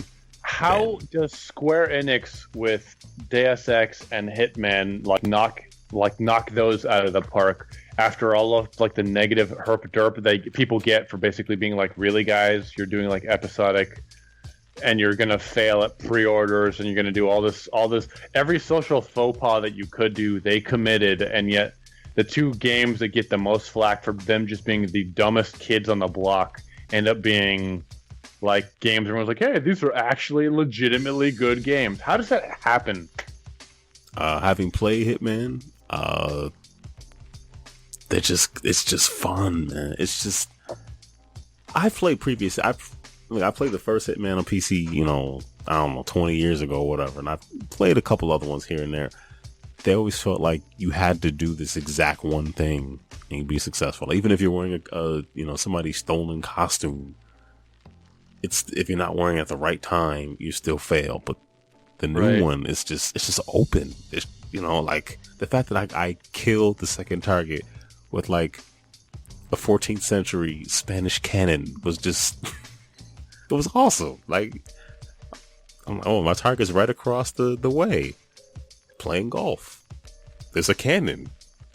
Let's see what this does. It's a great game. I don't know. I'm surprised. It had no business being as good as it was, but they pulled it off. I don't know. Bueller? I don't know. I gotta try more of it because what little I played, I didn't get it. I don't know. I understand what you mean. You didn't get it. What does that mean? I wandered around the boat and couldn't figure out how to kill the guy, and then was like, all right, I don't know. Well, that's the thing. As you wander around, like, you know how they pop up stuff on the screen, the notification just saying, hey, they don't call them leads, but as you get more information, that opens up opportunities. So like you might... Is it the thing that I was supposed to turn on to make the game more fun that I didn't turn on? Maybe. I don't know. Maybe. I don't know. I forget. I mean, I've heard, Giant Bomb guys talk about it. I watched Tiny play it at Extra Life a little bit. And I'm interested in giving it another try, but I just didn't play any. I breezed through the training mission fairly easily, then got to the first map and had a tough time understanding what I was supposed to do. You just got to take your time. You walk around, you eavesdrop, more data comes in, and then the game sort of opens up like new ways for you to. You might find out, oh well, if you get to this person, they're supposed to meet them, or there's always the tried and true, knock out or kill one of the servers, poison a drink. As a veteran gamer and a veteran LARPer, nobody waits around. They find the first opportunity and say, oh, that's how you do it, and they do it. So clearly, Aaron, you need to stop waiting for the third opportunity and go right with the first, like Mike and I do, like normal people do. And then grind the game and then say, screw this, and then trade it in for credit at GameStop and then get your copy of Skylanders. like the rest of us. See, I was almost with you until you got to the GameStop Skylander stuff. Then you just went right off the cliff. You just, Yeah, I don't know about almost any of that. you just Thelma and Louise did this. Especially my Steam copy of Hitman that I don't think I got it on Steam as well. Yeah. Just because you hide your tattoo of Skylanders, Mike, doesn't mean the rest of us don't show it off. I hide it in the same place that I hide the other things that don't exist. I'm proud of my Spyro tramp stamp. Okay. Well, Cody, the thing about it is opportunities will come and go. So you might be on a path to do the first one, then the person could move somewhere else, and then the opportunity is gone. Well, that just sounds very similar to the whatever the Lord of the Rings. Shadow of Mordor? Shadows of Mordor, that sort of thing, where you kind of just find, it's actually worth getting your butt kicked 17 times and getting the bad guy leveled up to level 83, because then you trip and fall, and a warg runs through him, and, you get 4 trillion experience, and you're like, hooray! Yeah. Yeah, that doesn't happen in the part I've played of Hitman. It was like, one guy says, hey, you look suspicious, so I just ran away, and then there's just like, hey, everybody on the boat, go get him. It's like, well, then there's nothing you can do at that point. Well, you can shoot out and stuff. I prefer not. Oh, every time I pulled a gun, it was just like, hey, do you want to die? Because that's what's about to happen. Yeah, even on the second or third, I regretted. I mean, it's better if you don't kill people who aren't the target. I went the whole time I always tell people I never kill them. I just knock them out, hide their bodies. But these two guys, I hid their bodies in this thing. Well, the first guy realized it wasn't just the game places these chests and things, boxes all over the place for you to put people's bodies in. It's a game. So it's literally a 3D fancy Square Enix version of that indie game where you kill the people at the party and hide the body. So literally, you're taking that skill and then converting it to Hitman, is what you're saying. Maybe. The problem was I was in a sterile, a clean room, and I put the person's body in it must have been a big tub of liquid nitrogen, because they died. So, and then you lose points when you kill people who aren't the target. So, what are you gonna do? Keep killing people? Well, that's just common sense. Hitmanning them, man hitting them. I don't know. There are men alive in here. You're right. Hit personing them. Why are there 18 not quite dead bodies in this freezer? Also, they're dead now because you put them in the freezer. And that was 3 days ago. Yeah. It's best to only take out the right people. Don't think about it too much. No, I mean... Well, if it's the actual HR/tech support department, they're not going to pay attention. They're going to get their push pop out anyways and ignore it. Because let's be honest, IT people don't care about what's in the freezer. They just want their push pop. Wait, when are the pancakes coming in the mail? Sorry. What does that have to do with push pops? We're talking about a freezer with push pops. Pancakes. It's party foul, Aaron. Apparently we need to keep up. All right. Jeez. I feel uncomfortable.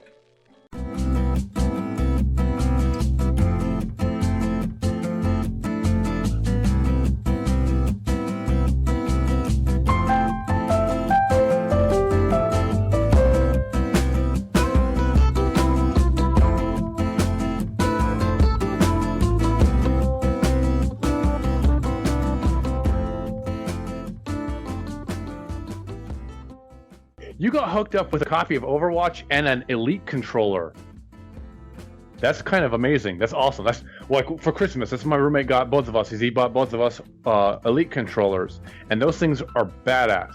And then here, literally, I was all bragging, oh my god, this happened. And then you guys are oh, MAGfest, blah blah blah. I got me a copy of Overwatch and an Elite controller, and I was like, well, screw you, Mister. I feel awesome by basically getting exactly what I just got. I don't want to play. I don't want to play with you anymore. It was just to spite you. It's just clearly. You're oh no, Snow, Elite controller, casino, Overwatch. How do you like me now? And I'm very much, Aaron. Very much. Actually, Mike J got a second beer for free at the Shake Shack, so I'm just gonna add that. How did that happen? he had treated me to Shake Shack sometime last year in DC, so I did the same for him when we were at MAGfest. Okay. And they just gave, after we ordered, they just gave him the beer. But then when they had our food, they gave him another beer. So I don't. All right. I don't. Now I beer, feel so. like I failed when the guy said, "Do you want your beer now or when the food comes out?" I should have said now. And then hope that somebody else put it together and didn't know that you'd already gotten it. So Well, that seems to be what happened because different people handed me the food than took the order. So. well, yeah, the possibility was there. So you're saying I'm owed a beer with my Elite controller because I need to go punch my roommate in the face if that's the case because I want my beer. Yeah, I'm fine with that. I don't know your idea. Apparently, I'm just going to show up. You live with this person, so I'm going to show up at Aaron's house and be like, "Yo, dog, here's my Elite controller. Where's my beer?" yeah, this is a dry house, so yeah. I can say that the Shake Shack in-house brew that I drank there was not exactly awesome.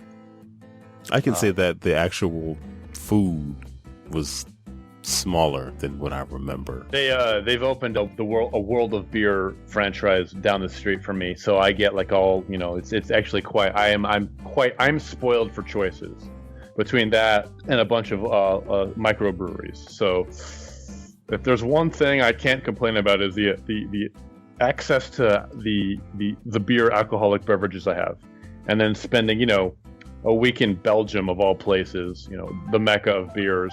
If there's anything I've learned, it's that Americans have really mediocre beer. So, All right. I'm just saying, Mike, you get a chance. You need to, take the wife and be like, "Hey, I know we went to like Alaska, but Belgium is where." I thought you were gonna say go to the World of Beers and just get the Belgian beer there. Oh, yeah, okay, but I'm, because my trip to Belgium was like I used the Hopper app. It was like $400 for my round trip tickets. Yeah, they were economy, but I'm really tall. That was crazy. Inconvenient. And then a hostel was $20 a day, so I was there for a week, and so I was only out $650-$700 for a trip to Europe. And you did make sure to pack your copy of Hostel on DVD that you could watch each night? Or at least the sequel. No. No, I was too busy sitting at the nice bar with the nice Canadians laughing at me for Trump. So it was always no. It was worse. Hostel. It was worse because of the election than the actual movie. I would have chosen the movie Hostel over what actually happened.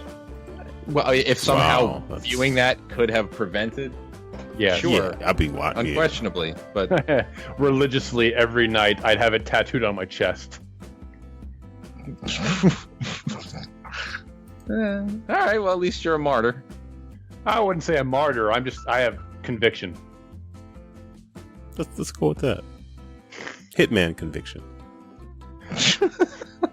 Splinter Cell conviction. Well, I don't know, something has subtitle convention. Square Enix convention. There you go.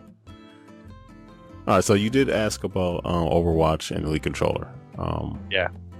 Well, I'll let Mike start because he has that on his list, and then I'll just chime in with stuff about Overwatch. All right. Well, starting with Overwatch, I played I think 2 or 3 rounds of that with Tiny last night, and his buddy Alex, who we met up at his house. I played with them several days ago. Alex was there. Apparently, it's just assume they're always playing. So I don't have them on my Xbox friends list, so I don't see that. I saw Aaron, and I was like, "Oh, Aaron's playing Overwatch. How quaint!" Just type in Tiny. Alex and Tiny. I don't think I got Alex either, but I'll get him on Twitter and I'll ask him. Okay. But I don't know. I'll still need more help in understanding why that's a fun game. Wow. Do you never play Team Fortress Classic or like old Quake? I never. No, I didn't like. No, I haven't either one. Team Fortress 2, I played a little bit and didn't get that either. I would say that now that my roommate has prestiged and got over level 100 and I'm up to level 65, I can kind of see where it kind of wears thin. But just like the personality and the polish they put in the game, like there are very few games that have that much personality. Like, in compared to the Division, at least this game has personality. So, Yeah, I played, I don't know, maybe 4 rounds of it. I like it. I definitely I've been thinking about playing more. I just haven't. But well, if like you see some friends on, they're like, "Hey, dude, can you come do whatever?" And we'll tell you what to do. You're gonna be like, "Oh, okay." And regardless if you win or lose, you're like, you talk crap and you have a good time. That's anything a game should be. That's the pinnacle of a game. If you get online this type of game with your friends, you talk some trash and you have some good time. That's what every game wants to be. Well, and I get that, but I can guarantee I'm not going to be talking trash when every other mid I have to say, so what am I supposed to be doing now? Oh, then trust him. I did ask that question a lot, but I enjoyed it. I got answers. That helps. To their credit, like it was a lot of like, yes, we understand. We need to feed you information. So when I ask a question like, all right, well then let me try a healing class. Who's like a good healer? And they recommend, I don't remember the names, but they recommend somebody, and I was like, oh, okay, all right, I can heal. That maybe I can actually contribute that way. And then I'm like, well, how do I shoot? And they're like, well, that character doesn't really have a gun unless you switch to like a weird alt. I'm like, what do you mean doesn't have a gun? How is this a game? Like, where's back in was it Bad Company 2, where like the medic class also just had the LMG and you just like unleash death and then bring everybody back to life just to kill them again. Yeah, well, you're also not a trained Marine at that point. If you, it's not how it happened in Dungeons and Dragons. It wasn't like, here's the fighter, here's the mage, here's the thief. Oh, that huge tank thing over there that's breathing fire and like shooting eye daggers at you. That's the cleric. Nobody plays them because they kill everything. That's not how the game works. Why is it in a tank? Can I just roll a god to begin with? I don't even need to worry about any of these lower class characters. Well, we're not playing Dungeons and Dragons 2nd Edition. No, you cannot, Mike. You're not. I don't think your Valkyrie fighter has the heal ability. I'm sorry. You're. Whatever it is, I'll have to learn it. I thought Invid had regeneration. This is a stupid game. I hate it. I'm gonna go play whatever this Domino's spot game is instead. Haha. Overwatch. I don't know. We'll play more of it. There isn't a whole lot I can really say. But I did want to kind of bring up. I played through the Call of Duty Infinite Warfare campaign, and with Jon Snow. Oh, is that? I don't even know, but I'll take your word for it. Curly hair, McPouty face. Is that the captain? Yeah. So bad guy. Okay. That's why he wasn't in it very much. The antagonist was hardly even in the game. I guess I'll be a little spoilery, but not try to be like 100%. It's a Call of Duty game. There's no such thing as spoiler. Yeah. Which is what I just want to mention. I'm going to say it, but I just, for anybody who cares, just keep in mind. The beginning of the game, I didn't really get where it was going. It just felt like, all right, we're going to try to do our own spacey take on Call of Duty. By the time I was like, I want to do all the side missions and everything, I was like, I feel like I'm just playing Wing Commander Light right now, which was actually a lot of fun. I like Wing Commander 2, 3, and I kind of trailed off into 4, but it's like you're like, all right, go here and we'll have a space battle. It's like, well, this isn't Call of Duty, but this is kind of fun. But then you get back to the ground missions and it's like, I don't know.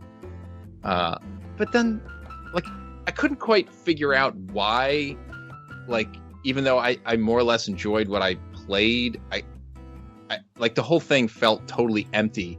And then I read a blog. I probably should have saved it because I should give the guy credit for the idea of explaining the whole thing. But the biggest problem with the story is that there's no weight to anything because the enemy is the whole group of people who are the enemy.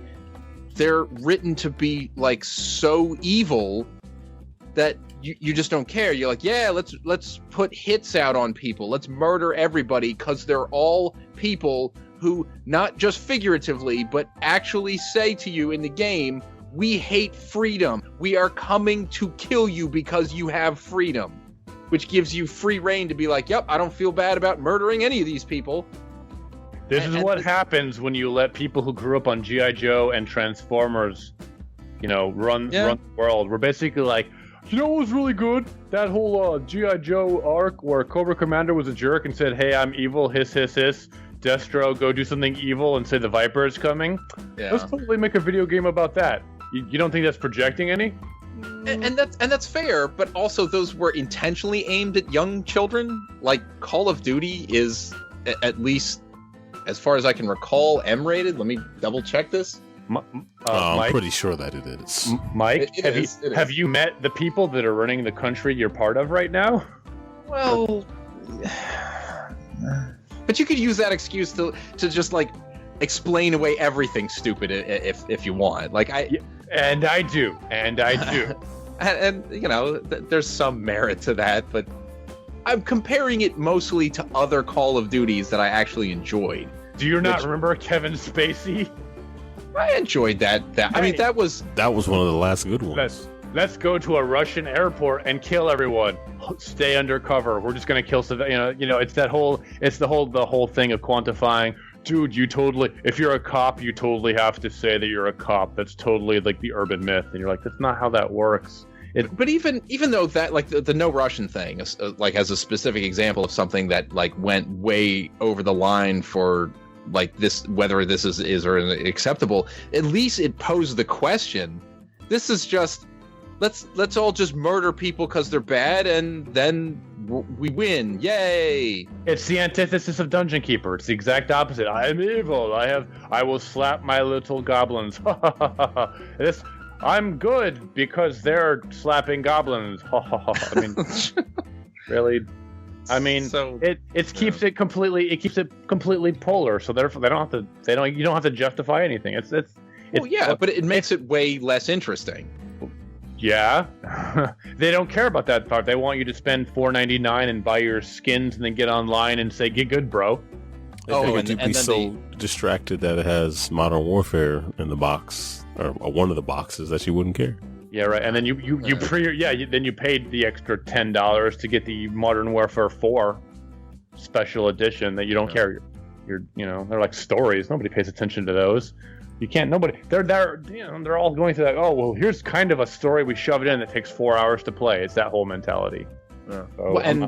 Speaking of that, I did once I finished it, go through and complete the Modern Warfare campaign, and it like as I'm playing it, it reminded me of what it felt like at the time, because I do remember playing it when it was fresh and new, and like, oh, I can't believe they dropped a nuke, and the character you're playing, you thought he was gonna live, and then he's just like fell over dead in the street. Like, wow. But other than that, like playing it today, it just doesn't have the weight that it did back then. And it's the Austin Powers Goldfinger thing. Hey everyone, I am Swedish. Isn't that weird? And that's what they're doing. They're like, oh look, it's this thing. We could hide it from you, but that's dumb. People don't like it when you hide secrets. We'll just come out and tell you. Their secrets are like, guess what our DLC bonus is, or guess what our special. You're gonna pay $70 for the season package is gonna be. Ooh. Well, they're not gonna get me on any of that. Oh, I mean, look at the new Injustice 2, the $99 thing. Oh, it comes with 9 DLC characters that are most likely half of them going to be character swaps. So you'll get Supergirl and Power Girl and Flash and Evil Flash and Superman and Bizarro. I'm like, why am I paying you $40 extra for a character that's just a character swap on a thing? A good reason not to. You get a cheeseburger and a bacon cheeseburger. Ooh, we're so clever because we had added pork. Well, what? It does make a big difference, honestly. Well, yeah, in reality, yes. In a video game, no. Yeah, in your case, Aaron. Oh, we have this game, blah blah blah. Minecraft Your Mom in a Can. Here's Minecraft Your Mom in a Can with zombies for $40 more. Aaron's favorites. Here's chicken in a wall. Here's turkey in a wall. Here's another poultry. This is raptors because they're like chickens, but they're 65 million years older. How'd they get in the wall? Clever. A portal gun. Clever. Abstergo. They're actually all assassins. They're all Templars. Ubisoft. So. All right. So after finishing the Call of Duties, as I mentioned before, I definitely wanted to get back to the Mafia 3, which I have been doing, and I'm really enjoying the game, and it's funny because it's for two completely different reasons. The story, like the cutscene stories and everything, are still great. Like they go really well. They blend. Sometimes they're like, that's really cool. It's really well done. But then the actual gameplay itself seems so different because, like the cutscenes are like kind of like mostly serious, but like very interesting. Whereas the gameplay story parts are kind of just like ho-hum and yeah, all right, whatever. You want me to kill this guy? Sure, whatever. And you always just go and do it yourself. You're like, I don't, at least in the early part anyway. And then just wacky stuff happens, like dudes throwing themselves out windows and like running around in circles for no reason when you're whistling at them, and just like off the wall nonsense, and it's hilarious.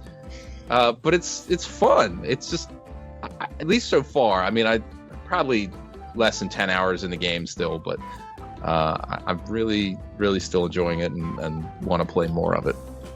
And I will. What's that, Toby? He's in a well. He's under a truck. He's under a Zamboni. You want us to wait? I just shoot him. Just shoot him. One of the like for the other day when I was playing, one of the things that happened just like really dumb that I really enjoyed is I went to a moonshine camp, and these guys were sitting around by a campfire, and they're all looking in different directions, so I didn't want to like walk over, but I was like, all right, I'll do the thing where I hide behind a wall and whistle, and one of them will come at me. So the guy who's on the other side of the fire from me starts walking. He just walks right through the fire, bursts into flames, and continues to walk toward me as he's screaming and yelling because he's on fire. Oh, bad life decisions. Why did I make these? So that was pretty good, but it's just goofy stuff. That sounds like accidental features more than accidental game issues more than features. I mean, well, like when the game first came out, I looked up some YouTube videos, and there was some really nuts stuff, like a cop falls off a ledge into the lake and then just ascends up like Jesus, standing on the water, pointing his gun at you while you're swimming around. Like just like things that there's glitches in all kinds of games, but it's like some of the things in this are pretty off the wall. That's kind of funny when stuff like that actually is your more memorable, and your more your beloved memory is Jesus cop being like, I am the metronome, sacrifice me a donut or I shoot you, versus like actual heavy duty gameplay.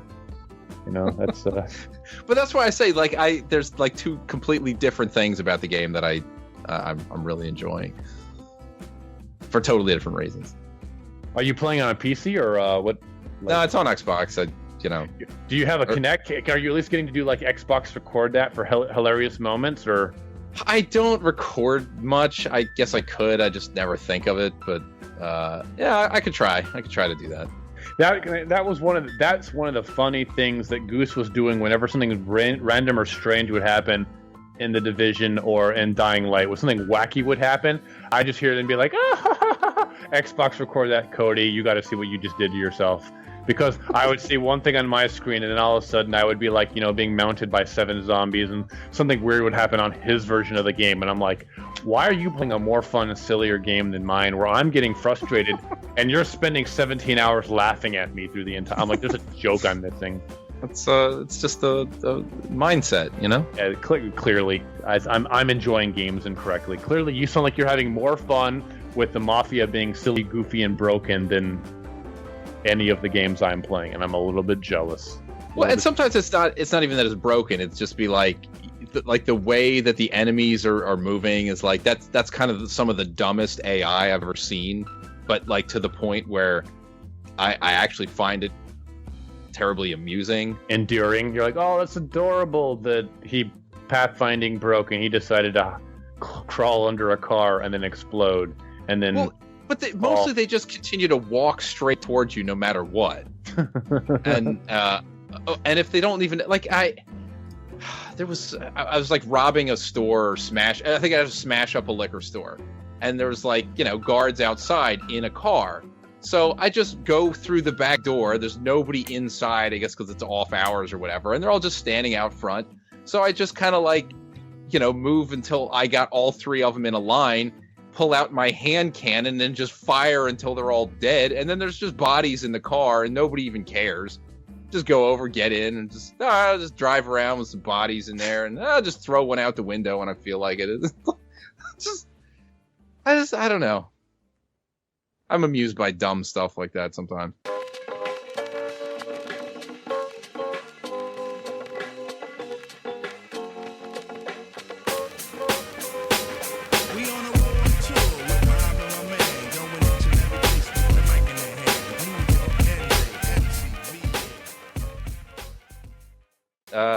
Aaron, do you want to talk some more about Hitman? I think we should talk about Overwatch again, actually. I think we should just sort of recap it all. If that's okay with you. I didn't know we got far enough in to recap anything. No, we didn't. No, no more talking about Hitman again. Just to say that it's a fantastic game. What else? Rise and Shine. That just came out on Xbox One and Steam. And that is from Super Hyper Mega. This is a really long name. But it's published by Dawson Games. So I got that a couple weeks ago. There's a review up on the site. The game is very different than even the little bit that the demo they had at PAX like 2 years ago. It was pretty short, so you really couldn't get a feel for exactly what it was like. But I thought it was more run and gun, but it's a little more methodical, because in certain sections you have to use these areas where you have to like guide the bullets to like hit certain objects and things like that. There's some environmental puzzles and stuff like that that are pretty good. So it's not really the run and gun that you might think it is, but it doesn't make it a bad game. It's a lot of fun. It's a really good looking game. Very nicely drawn, well animated. It's kind of tough. There certainly are some sections where I've restarted many times, but I don't know. I feel like if you have an Xbox One or a PC that can handle it, and it shouldn't be that taxing, I wouldn't think. I don't know. I'd recommend picking it up. It was pretty cool. It kind of makes fun of like the game takes place on like Game Earth, and like a Link type character dies and gives you the gun. The gun's name is Shine. Your name is Rise. There's a ton They're stretching to make this work. I see what they did there. Yeah. Clever girl. Yeah, some of the parodies references are like, okay, like that's okay. That I guess that's creative, but not that it's bad. You just kind of roll your eyes, like, all right, stop it. But oh, it was fun. I did enjoy it. What else? I played a little bit of Shantae, Half Genie Hero. Goose was talking that up. He loves the animation in that. It looked pretty neat. That is that game just looks incredible. That is wow. And I got the Which Vita version. Oh, Vita. Okay. No, that's the thing. I got that in from Amazon, I think. I haven't opened it. They sent me the Steam key, so I was like, I'll have to open it. Yeah. So I still have the Vita version, shrink wrapped. So. Oh, so you've only played Steam version? Yeah, I've only played it on Steam. Okay. But yeah, it's Shantae, so it's not like it feels like it's a different game. It's a Shantae game, which I like those games. So outside of the first one, I've only played briefly because I emulated it because the cartridge is way too expensive. So that is Shantae. Let's see. We could talk about Overwatch for like 4 more hours, but we're not going to do that. How long did it take you to get used to your Elite controller? Did you like? I'm still kind of going back and forth on the D-pad of whether or not I want like the the segmented disc or just the regular D-pad? I went for the D-pad. I can't stand a satellite. I tried. I was like, oh, this is going to be awesome. Nope. So I'm Yeah, still, I did the same. Just straight crosshairs for me. yeah, I like it. It's a really good feel to it. Oh, it's hefty. It feels quality. I'm like, where's this thing been all of my life? You can adjust. Now I the Now I shallowness. understand why Goose spent $200 on the Gears of War version. I'm like, okay, I no longer have the capacity to argue with him. I was like, yeah, this thing is amazing. Like, it's like expected. It's expected gear. It's part of your. It should be part of your gamer stash. You know. No, I like it. Thank you, Mike. It's a good controller. It is the awesome. I'm still wondering what the use case for me will be for adjusting the shallowness of the triggers. So I don't know. Oh, like with the little switches on it, you mean? yeah, yeah. the hair trigger, turning on the hair trigger or not. Yeah. I will occasionally turn them on when playing like FPS games when using like a pistol or something where I need to rapid fire single shotguns. Like a. I could see I keep them on permanently. I could see them turning them off for like Forza if I decide to get the next Forza game. Otherwise, I'm just going to keep them on. Well, you're not getting a Forza until 2018 because that's when the next Horizon will come out. Well, or just getting the most recent one. If I ever get the most recent one, you know, whatever. Mm-hmm. The most. Didn't we just have Forza 3 come out like 2 months ago? Yeah, Horizon 3. Yeah, Yeah, Horizon 3. Yeah. If I decide to pick that up, and you will. I still have to go back and play Diablo 3's Diablo 1 level. So we'll see. Yeah, Kyle had sent out a tweet about that. I need to maybe mess with that. I think I own Diablo 3 on. I have it on PC and on PS4, I believe. I think. So, a game that's kind of new to me is Hatsune Miku.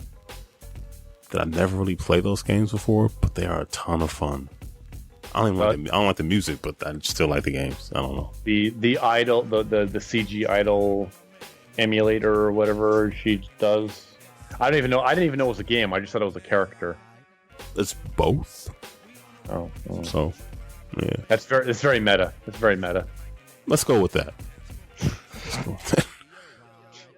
We could define it and realize that we're misusing it, but it doesn't matter. What? On misunderstanding a Japanese property? How would that ever happen? By anyone. All right. How dare you? Yeah, right. Let's see. Playing some Shift DX on the 3DS, and thanks to the firmware, I can actually do a video review of it because I can capture video now, which is pretty awesome. Not only can you capture video with the firmware, but you can hook up a DualShock 4, Xbox One controller, and you can actually map a controller and play your game with the controller on the 3DS. It's crazy. It is. Why do I feel like you're just gonna start seeing what you can and can't record? You're gonna be like, I'm cooking a cake, recording it with my 3DS. I'm changing my oil, recording it with my 3DS. I'm tying my shoes, recording it with my 3D. You're just gonna do all of that now, aren't you? Well, that you could always do. Just, I've never owned one. I would with those crappy cameras. Man, yeah, the worst. You could take a 3D image of yourself doing all these things. That people could only see it on another 3DS, and they don't just challenge accepted. So there you go. That's just silly. Well, Shift X is a game, single screen puzzle platformer. You kind of shift the gravity and to move your character around to get the key to open the door. So you've kind of seen it before. It's fun, but it's not like anything that's most refreshing.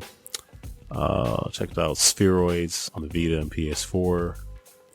Imagine a platformer combined with what's the game? I always forget the name of this game, Mike. It's with the bubbles. Is it? What's the Bubbles? It's a Buster game. Brothers? Buster Brothers. It's like a platformer of Buster Brothers, basically. And there's different types of bubbles. Like your character goes all over the world. The writing is pretty funny.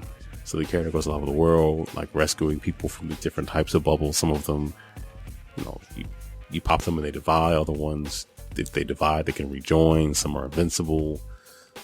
there's all different types of bubbles. It's pretty fun. Platforming feels pretty good.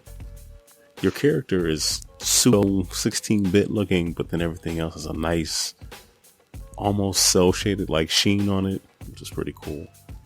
It works works well on the Vita. I play more of it on the PS4 though, but feels good. Controls well. Played some, I think it's pronounced Feist, Feist. I played that on the Xbox One. That is a game where it's like everything is like black, and the backgrounds are normally like kind of a grayish white, and you're just going through these 2D forest environments, and you can pick up like branches as weapons. Once you use them, they break apart, and then you have to find another one. There's some enemies that are like too tough to kill, so you have to avoid them.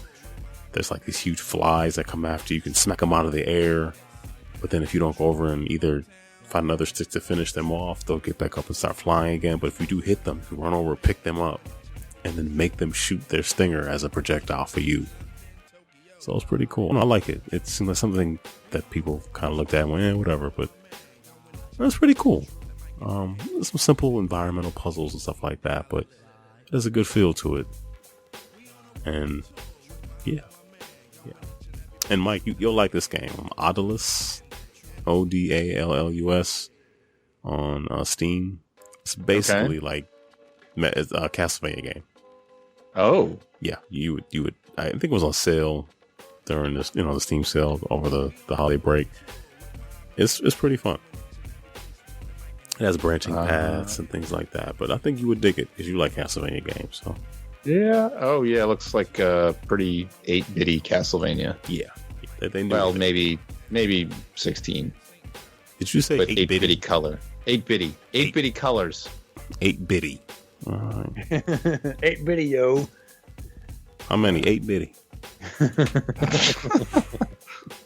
What? How much? $5. Okay.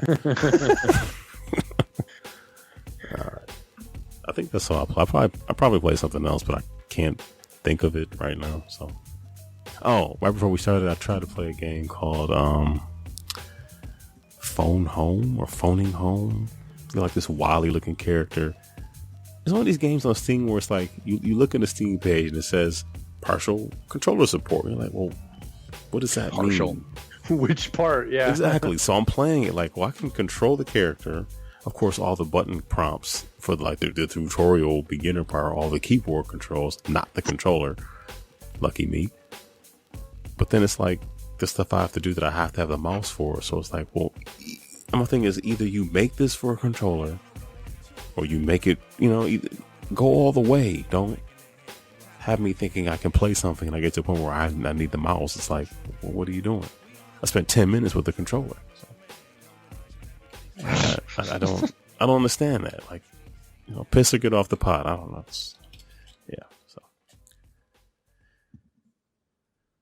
So that's enough for me.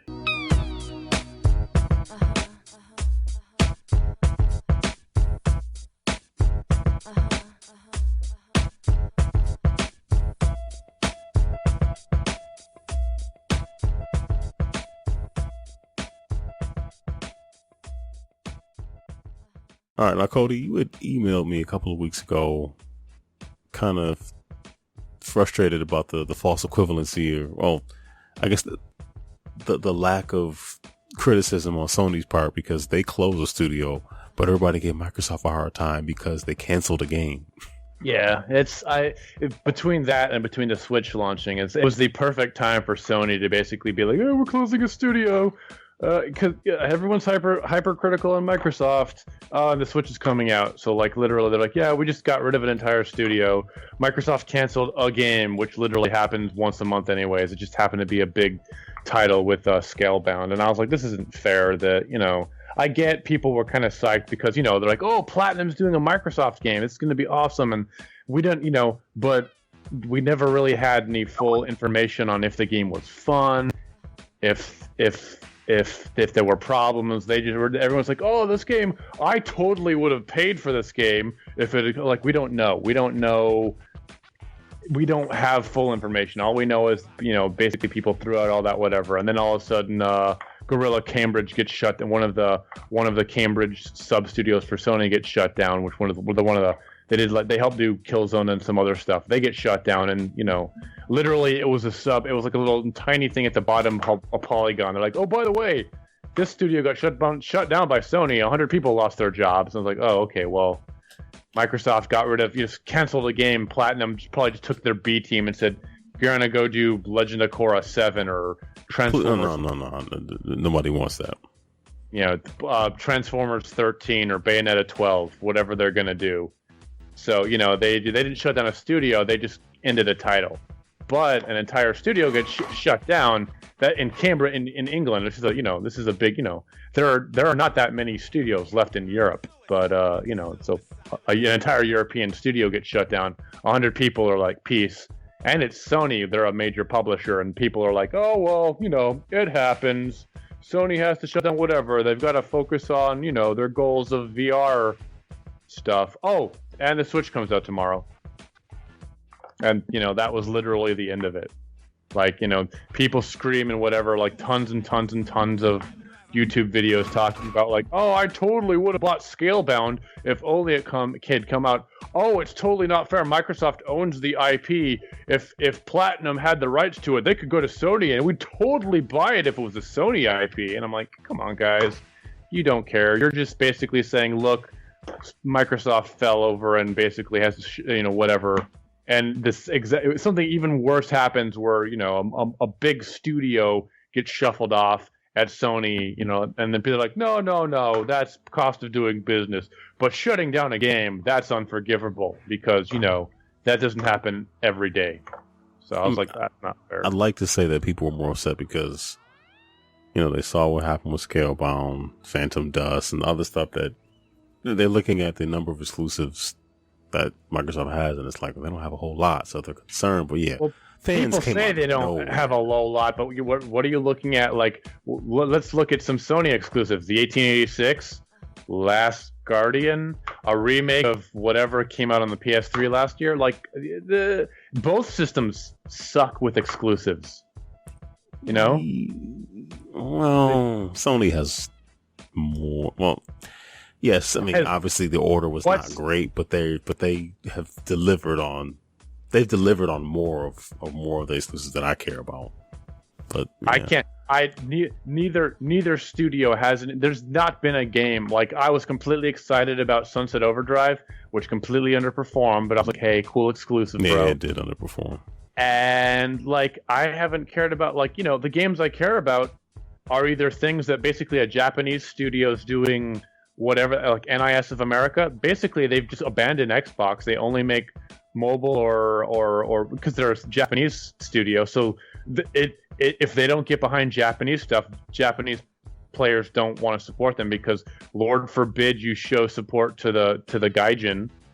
So any big name Japanese game is literally only coming out on the PS4. Capcom's basically shown proof of that, and a bunch of the other stuff. So it's basically you choose your format basically based on it's a Japanese game or it's an American European thing. Those are your options. Bethesda doesn't care. They'll release it on both. I mean, it'll be broken on PS4, but they'll release it. Or they'll wait 17 months and release it on the Nintendo Switch, right? Capcom's basically in PlayStation's boat, so that's not even fair to put against Xbox. Street Fighter. What else does Capcom? They put out Dead Rising on both, and then people are like, oh, it's unplayable on the Xbox because it has 1 second longer load time, frame rates, which I have yet to see any issue with actual frame rates. It's all whatever. So I can't really, I don't really subscribe to the mentality that less or worse exclusives, because there are no exclusives on either system I care about. Literally, the only game I care about right now, Mass Effect Andromeda. It's not exclusive. It's just a game that's coming out that I'm like, hooray! It's and that's because there hasn't been a decent Star Wars game, because Star Wars Battlefront, Battlefield, Battle Your Mannequin is I don't. It looks beautiful, but it's a crappy game. It's just another Battlefield game. It just happens to have Star Wars, and I'm insulted by the $3 trillion DLC, whatever the heck crap, you know. I don't. So they can go screw themselves. That's EA being, you know my feelings on EA. Yes, I do. Yes, So, I do. you know, I don't care. Bring me out a good game. I'll buy it on whatever system. There's not a single game on the PS4 that I'm like, this is a good reason to own the PS4. Especially now with the PS4 Slim, PS4 Pro overheating good jumbo, doesn't even play 4K DVD Blu-rays. Why am I supposed to buy this stupid system? You know, so I should go. You know, maybe I want to go watch the visual movie for the Order 1886. It looks really pretty. You know, so exclusives. Who cares? I don't want to have exclusives. I want to have good games that I can have. You know, I can go sit in a water cooler and talk to my friends about. What can I do? You know, that's the Raspberry Pi for that. Oh, I totally played Mega Man 2 and having a great time. And hey, Metal Man this, or hey, Junk Man this. I can still do that. The Raspberry Pi doesn't give a crap about that. It's like download me and use me. It's like the happy little puppy that is just completely, it urinates itself. It's so happy that you're giving it attention. Whereas the PS4 and the Xbox One are like freaking. I think that's the Ouya. Yeah. Well, let's not talk about that. That's the. That's the one that's going to the special farm up north that nobody talks about. That's the grandma you know ever visit, but you know she's still around. Okay, that's the Ouya. We just know. Eventually that's going to be the PSVR. We know it exists. Won't care. You know, no one gives a crap about that. You know. And that's what I'm waiting to see what's going to happen with all the PlayStation Studios. The guys that were doing that. There's Sucker Punch. Their next big game was supposed to be a VR game. They had literally that was their whole underground thing. Everyone's talking about their next big game was supposed to be a VR thing. But that thing was like, we sold 50,000 copies. We sold out of pre-releases or pre-sales, and we haven't sold any more. And that's you notice Sony's not talking crap at all about Sony VR. Literally 3 months after launch. Well, all they're saying is like it's still here. Please, no, they're saying like they're saying it's selling. To the North, this is to the North anecdotal, Korean. but when I went to GameStop to pre-order the Switch, the guy asked, "So people, if you're still buying?" He's like, "We haven't really had any since it first came out." I was like, "What?" Yeah, I was like, "Wow, they haven't sent us anymore." That seems to be what else I like. Where I go, it's like there's empty spaces in the shelves, the WalMarts, the Targets. Like they just, I don't know. Is it because Sony's afraid to make any more, or they know they better not? I don't know. If they don't make any more, they can't lose any money on them. They can just basically write it off as a bad business expense. I don't know. Right, and then all the studios that they conned into making games for it that they can't sell any copies shut of. down. Yeah, right. Yeah, their history. I'm really curious to see if Sony's going to have anything VR related at PAX East. Well, I'm assuming they will, but I don't know. Goose pointed out for the Nintendo Wii U or whatever, the failure one, where he's like, "Oh yeah, remember they had bragged, they had launched, they'd done whatever, like 6 million copies, and they're projecting 2 million copies for the Switch." I was like, "Why are they doing 1/3 of the, like if they know it's if everyone why is Nintendo after the 3DS after the Nintendo Classic?" They're like, they know people are salivating for their there's a demand. They can easily meet the demand, but they're not. Sony's the exact opposite. They've got the supply, but they have nowhere near the demand. You're just like, is it any surprise Nintendo's like, or Xbox is like, we're just going to go boutique. We're going to go ahead and charge $500 for whatever, and we just know we're going to release them at limited qualities, and we're not even going to try. Like, I feel like Xbox is kind of smart, where there's like, we'll throw it out there. We'll make a couple, and if people want it, we'll make more. Like the Elite controllers, we sold 1.4 million. We didn't expect that many, so we have to go do a second printing. Nintendo's like, no, we're just going to sell 2 million, and we're going to stop. And Sony's like, we're happy. We're happy. We sold out of our pre-releases. How many was that? Sphincter says what? And you're like, wait, what did you say? And that they just what's the number in your head? That number. It's just it's all a game of shells now. Nintendo's being Nintendo, Sony's being obtuse, and Microsoft is being we're a specialty market now. They're all and then the publishers have to sit here and basically be like, this makes us some money, this makes us the most money, and we don't know that's a Nintendo product. Nobody knows with them. You know, is it any surprise North American developers stay on the Xbox? Because North American players will say, well, we'll buy it. You know, and the European and Asian players will be like, we'll buy a PS4. We're not going to buy any games. We're going to wait for it to be released for free on PlayStation Network. Well, yeah, you know? People don't have enough time to play all the games that they want and all the games that they're going to get for free. So you kind of pick and choose. Not at all.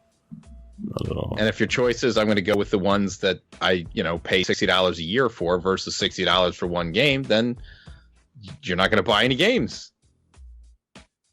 Tell that to EA, Activision, Ubisoft.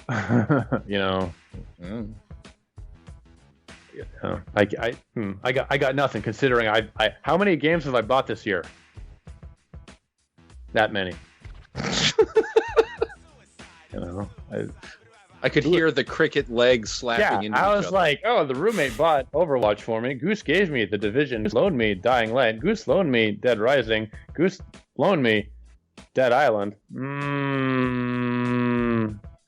No, all the other games I got were free on Xbox Gold. So, no, that's it. Yeah, no. No, yep. I bought more Blu-rays than video games. Yeah, I don't even buy movies anymore.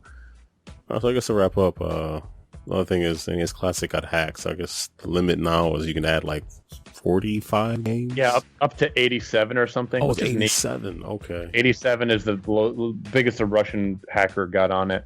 Wait, I actually sent you the specs. I was like, yeah, it's a 512 megabyte. 512 is 512 gigabyte flash drive and a 256 gigabyte.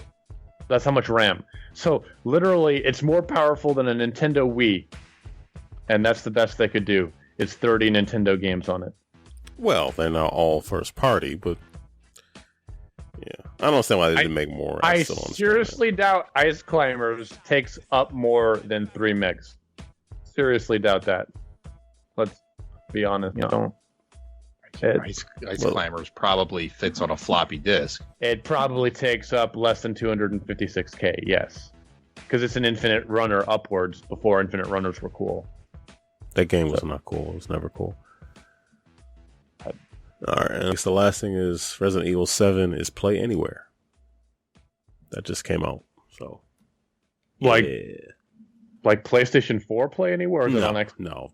Buy it digitally, I guess, on Xbox One, and you also get to play. You get it on the Windows Store for Windows 10. So. Oh, neat! So it's the first major non-Microsoft published game to be anywhere. That's so cool. So your save, sync, all that stuff.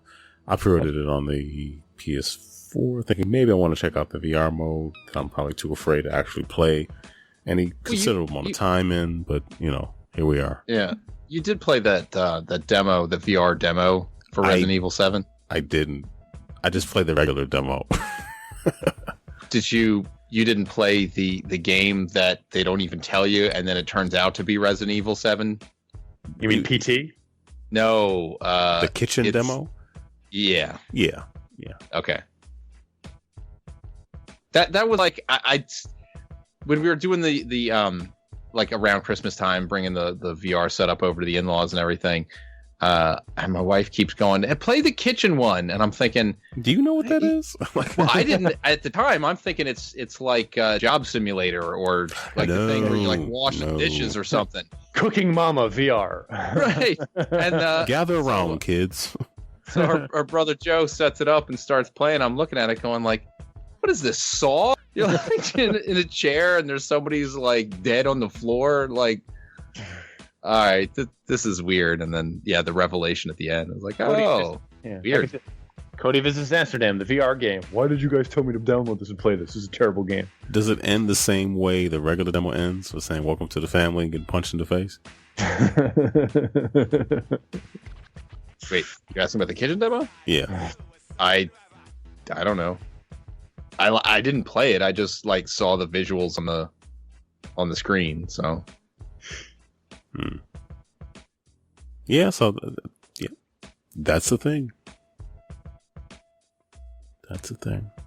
I'm just gonna wait and get the Galaxy 8, and then I'll buy like the add-on, or I'll get like the ViewMaster, whatever that ViewMaster, like whatever it is that replaces the kids, the viewfinder. Now that they have a VR for that.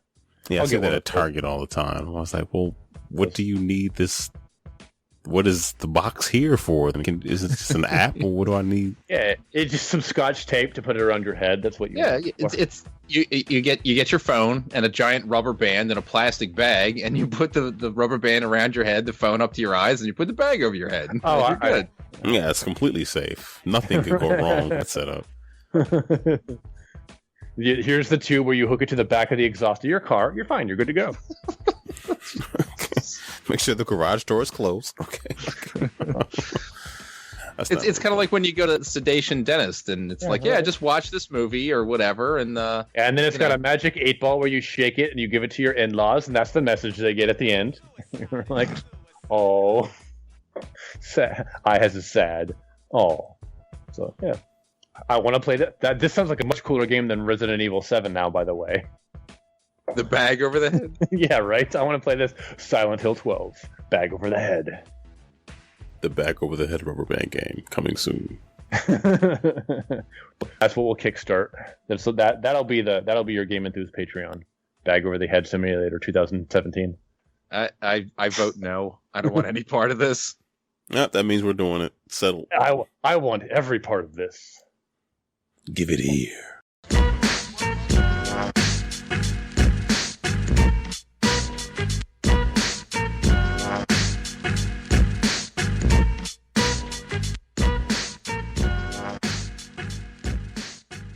All right, let's wrap this up. Right all right, Cody, shout outs, plugs, all that. To Mr. The Keon, I'm sad that he's been busy this holiday season with it, whatever. I look forward to him getting back in because I need his enthusiasm. It's sorely missed, and I think we could all use a little bit of that his jovial spirit. You think Keon gets tired? Even he deserves a holiday. I admit, if that's hardworking man, he deserves it. And you and Mike and Tiny, and thank you for doing what you do, and scraping the bottom of the barrel and being like, well, this is what's left. I guess we're spreading some Cody out. Here you go. Wow. Delicious, like some Vegemite. Delicious Vegemite. And I'm glad, and hopefully maybe one of these years I'll actually see you at a MAGfest. I'm not going to make any promises. I learned my lesson after this time, but there's always your excuse last year was LARPing, and then your excuse this year was weather related. Hey, it was legitimate both times. Next year will be a bulking accident. Jiu-jitsu accident, yeah, right. And maybe SmashCon. You never know. We'll see. So. But it's always a pleasure, gentlemen, and I enjoyed making fun of Goose behind his back in front of his face, with you guys as always. So. The normal. You're keeping up, exactly. Yeah, I brought his Xbox Live Japanese beta kit, hoping to give it back to him. So I had finally recorded the stuff with it. Oh, right on. And then he didn't show up because of the weather. He'll blame me. It's fine. Yeah, it's fine. Yeah, that works. Exactly. Mike, this is off topic. I just read that the G.I. Joe 3 script included a Transformers crossover. So. Yep, and it's also supposed to bring in Mask and other Mattel titles. Oh, that is right. I have no opinion. He's waiting for the He-Man reboot. I don't. Sorry, Masters of the Universe. I'm sorry, that was rude of me. That was disappointing, even as a kid. I was like, this is exciting, but this isn't really good. But yeah, also, He-Man's one of the things that even if you did like it as a kid, which I was like, yeah, it's a show, and sure, who doesn't like people with big swords, like describing looking like they could. Yeah, and then they're like, oh, everybody in the show is so buff, they look like they could just grab somebody and squeeze their skull. Every single character is the Ultimate Warrior, exactly. They have the same speech ability as well. Hogan. Yeah. but it doesn't translate. I can't imagine how any of that becomes a watchable show for an adult, like a new thing, like a live action thing. You will not disparage the capabilities of Dolph Lundgren being an actor. Ram man. He's smart or something. Oh, he's definitely he's a chemist or a physicist. Someone's going to correct me, but whatever. See, basically, like they say, he's like a rocket scientist. He grabs a rocket, he climbs inside of it, and then he just throws it to the moon. I'd rather watch that movie. That's better than Transformers 7. That's for damn. And then they just call it Masters of the Universe, and then the credits roll. Yeah. And it says, "Are you still here?" A Brian Singer movie. Yeah. Wow. Mike? Where were we? Of course, as always, I encourage those who are eligible to donate blood, and if you have pets, to have them spayed or neutered. And check out the Hbomb and Friends and listen for me, and whenever I'm not on as well. It's a good show. It is a good show. Harold is good people. Aaron. Yeah. Thank you, Cody, for joining us once again. It is always a pleasure, like I said, to be, the algae at the bottom of the bottle. I love it. It's my favorite. Wow. So good. These analogies, that's something else. Tiny got stuck at work, but that's what happens. You can just dub them in after. They'll be fine. They'll be great. I was here the whole time. Exactly. Extra Life, something, Philadelphia, beating something. Something, cheese whiz on cheesesteak. Yeah. Good. Aaron, you were wrong because X, something. Overwatch rule all. Extra life. Which, let's be honest, you guys did a pretty good, that was, you guys met your goal and surpassed your goal. So that's, do more of that. A few dollars were thrown into the street. Yeah, right. I'm proud of you guys. Well, thank you, sir. Well, thank you. Yeah. Apparently I was the only one, but... The only individual? No, we're not proud of you. Stop what you're doing. Oh, we don't care what Cody says. The rest of us aren't proud of you. Now go finish your broccoli. Oh, Broccoli Rob. Anyway, shout out to everybody who listens to this every week. We apologize. You want to leave us feedback? You can always voicemail at 202-573-7686. Leave us an email, podcast@GameEnthus.com. I think that's it. Cool. Any last words? We are accomplished.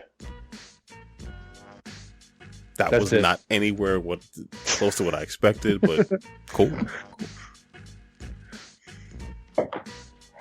We gotta stop doing the show and sell blood so we can buy a Switch Pro controller because they're not giving them away. Not happening. I'm waiting. Just wait till MAGfest next year. Someone will buy you one.